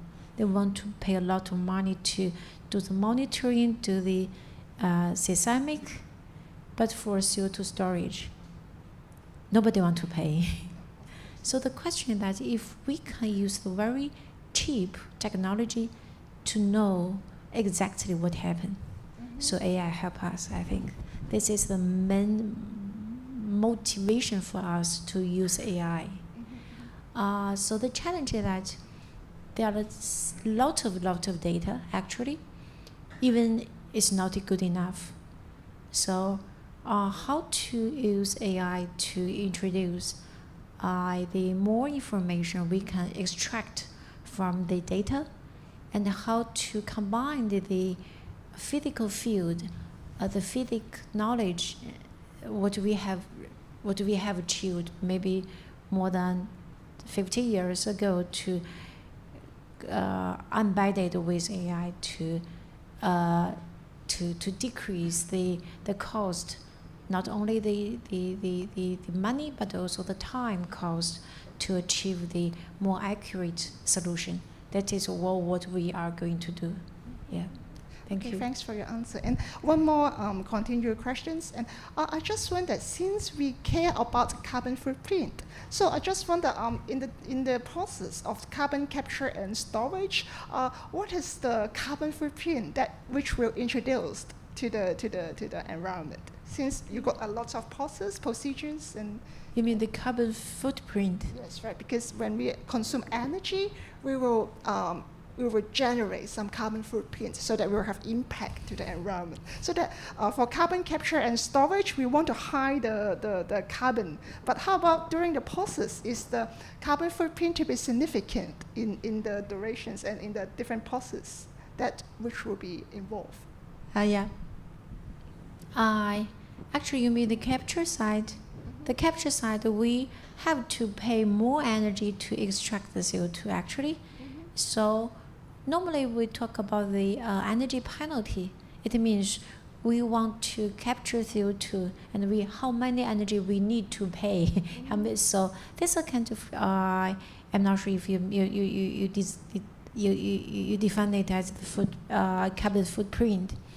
So before we calculate it for the normally maybe 5 to 8% of energy penalty we have to pay. So it means when we inject the CO2 underground, we have to consider the pump consumption, the different energy consumption, and though we think is the how to say we need to pay by to address climate change. But for the underground, normally it can store the underground for more than 1,000 years, and the CO2 will change, will become to the carbonate underground. So we code it as mineral sequestration. So it means the gas will change to the solid eventually. Yeah, and then it's a safety and long term. So that's what happened. It's very clear. Thanks for your answer. Thank you. Thank you. Okay, it's my turn. So I may ask Professor So. So I'm an eye doctor. So we always claim that retina, the optic nerve, is an extension of the brain. And in our field, in ophthalmology, we have a lot of imaging. Fundus pictures, all this now can predict Alzheimer, almost can predict everything. So may I ask about your field? The first question is how to add on all these retinal images incorporating with all these brain images. Can multimodal images be more powerful for all these neuroscience prediction? Certainly yes. I mean, my own research also including retinal imagings, because you can actually see the blood vessels and the nerve, even nerve cells or immunocells on the back of the eye much easier and clearer from other organs, and they are related to multiple conditions. So diabetes is one example. Yes. So you can look at the back of the eye and to look at as a diagnosis of type 2 diabetes.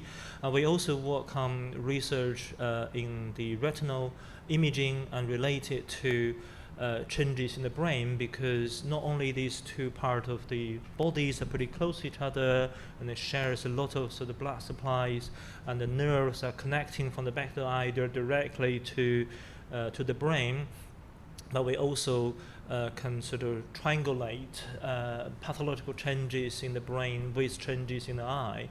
For example, we know amyloid plaques may actually develop around the blood vessels in the back of the eye, and this can be imaged quite easily using a standard eye imaging tool, which you can actually find on the high street.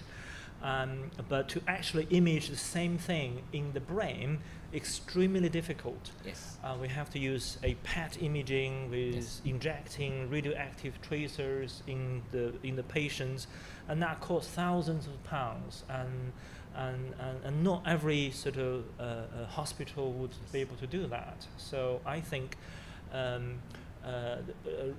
retinal imaging is a window to the brain. Yes. And with AI, we'll be able to make that connection much more sort of reliable and easy to interpret.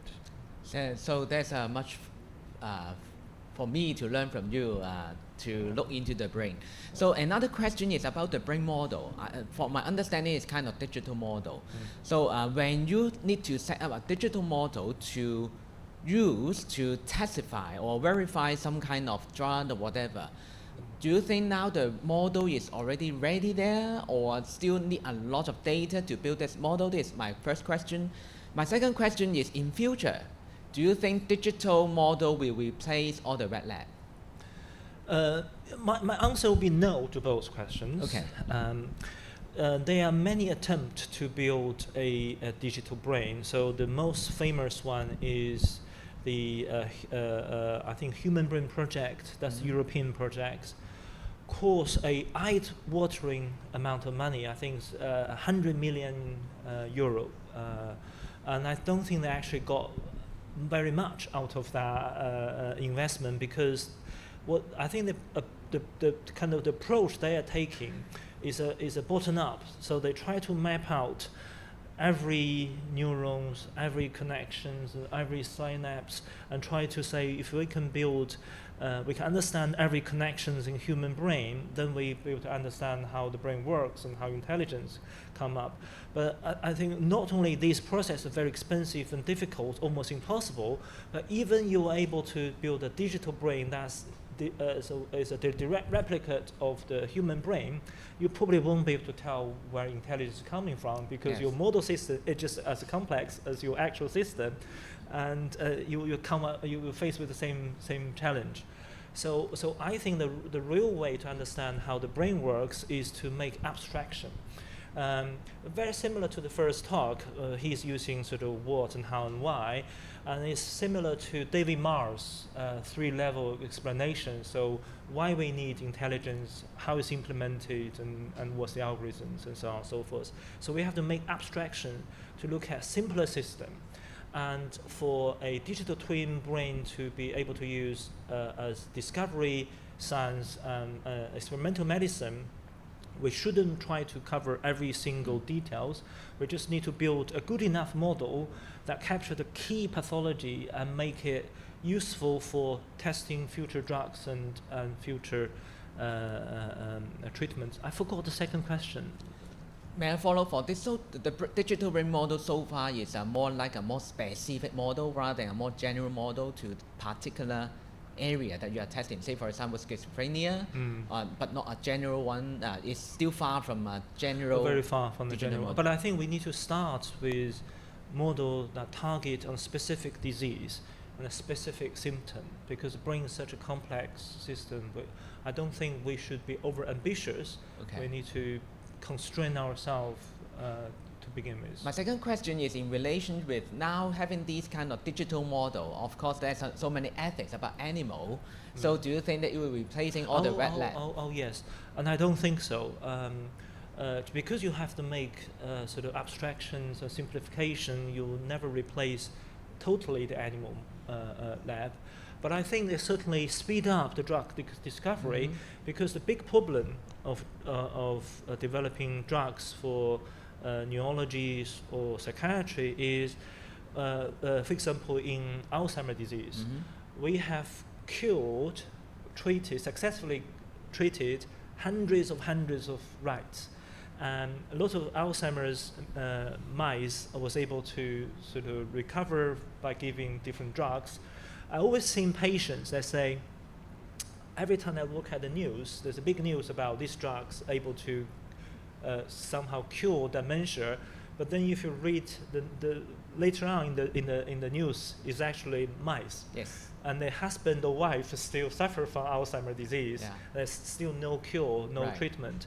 So the digital model help us to bridge the gap between an animal model and the human, but I don't think it's a complete replacement of those wet lab.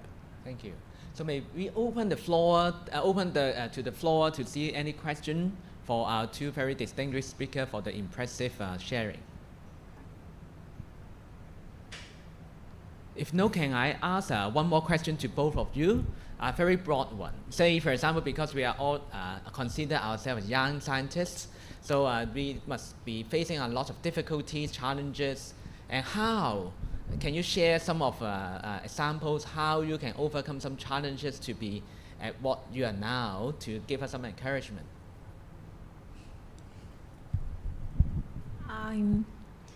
Do what you want. Yeah, do what you want. Do what you think is right. Do not judged by other people. I think do yourself. Okay, thank you. feel very honored to be on this stage and still be called a young scientist. In the UK, there's a term for early career researchers, and sometimes I would like to call myself early career professors. I'm not sure whether there's a term for that. So the biggest challenge for me is actually getting older, and even I don't think I'm that old, but I do feel I'm getting older. One challenge of getting older is I found it more and more difficult for me to get on top of those emerging technologies. And I found AI, particularly, is moving so fast. It's very hard to be on top of everything. I think it was last week. I went to a conference in London with one of my PhD students, and he showed me on his mobile phone that he was able to run computer simulation analysis in the cloud, and using an AI agent, and he was able to look at his mobile phone to see how the agent was able to run different analysis, and the agent was also able to optimize the analysis parameters. And he said, the agent, I asked him how the AI agent able to tell which is the best analysis, which is not a good analysis. He said the agent tried to optimize the analysis parameters so that it can increase beta band oscillation. And that's quite scary because I think people sort of in my stage of the career I really have to learn from our students. Yes, okay, definitely. So thank you very much for all your sharing. So maybe end our session here. Thank you very much. Thank you so much. Thank you. Please stay for a group photo. Thank you.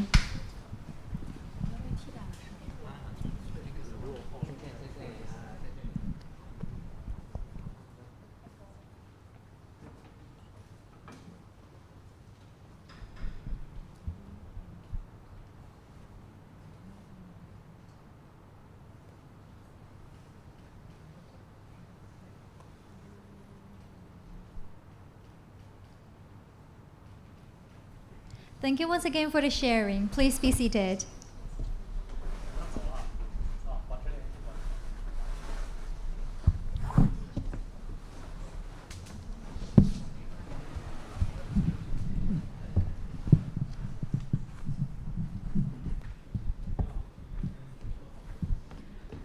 That brings us to the end of today's event. Now, may we invite Professor Anderson Shum to deliver the concluding remarks. Professor Shum, please.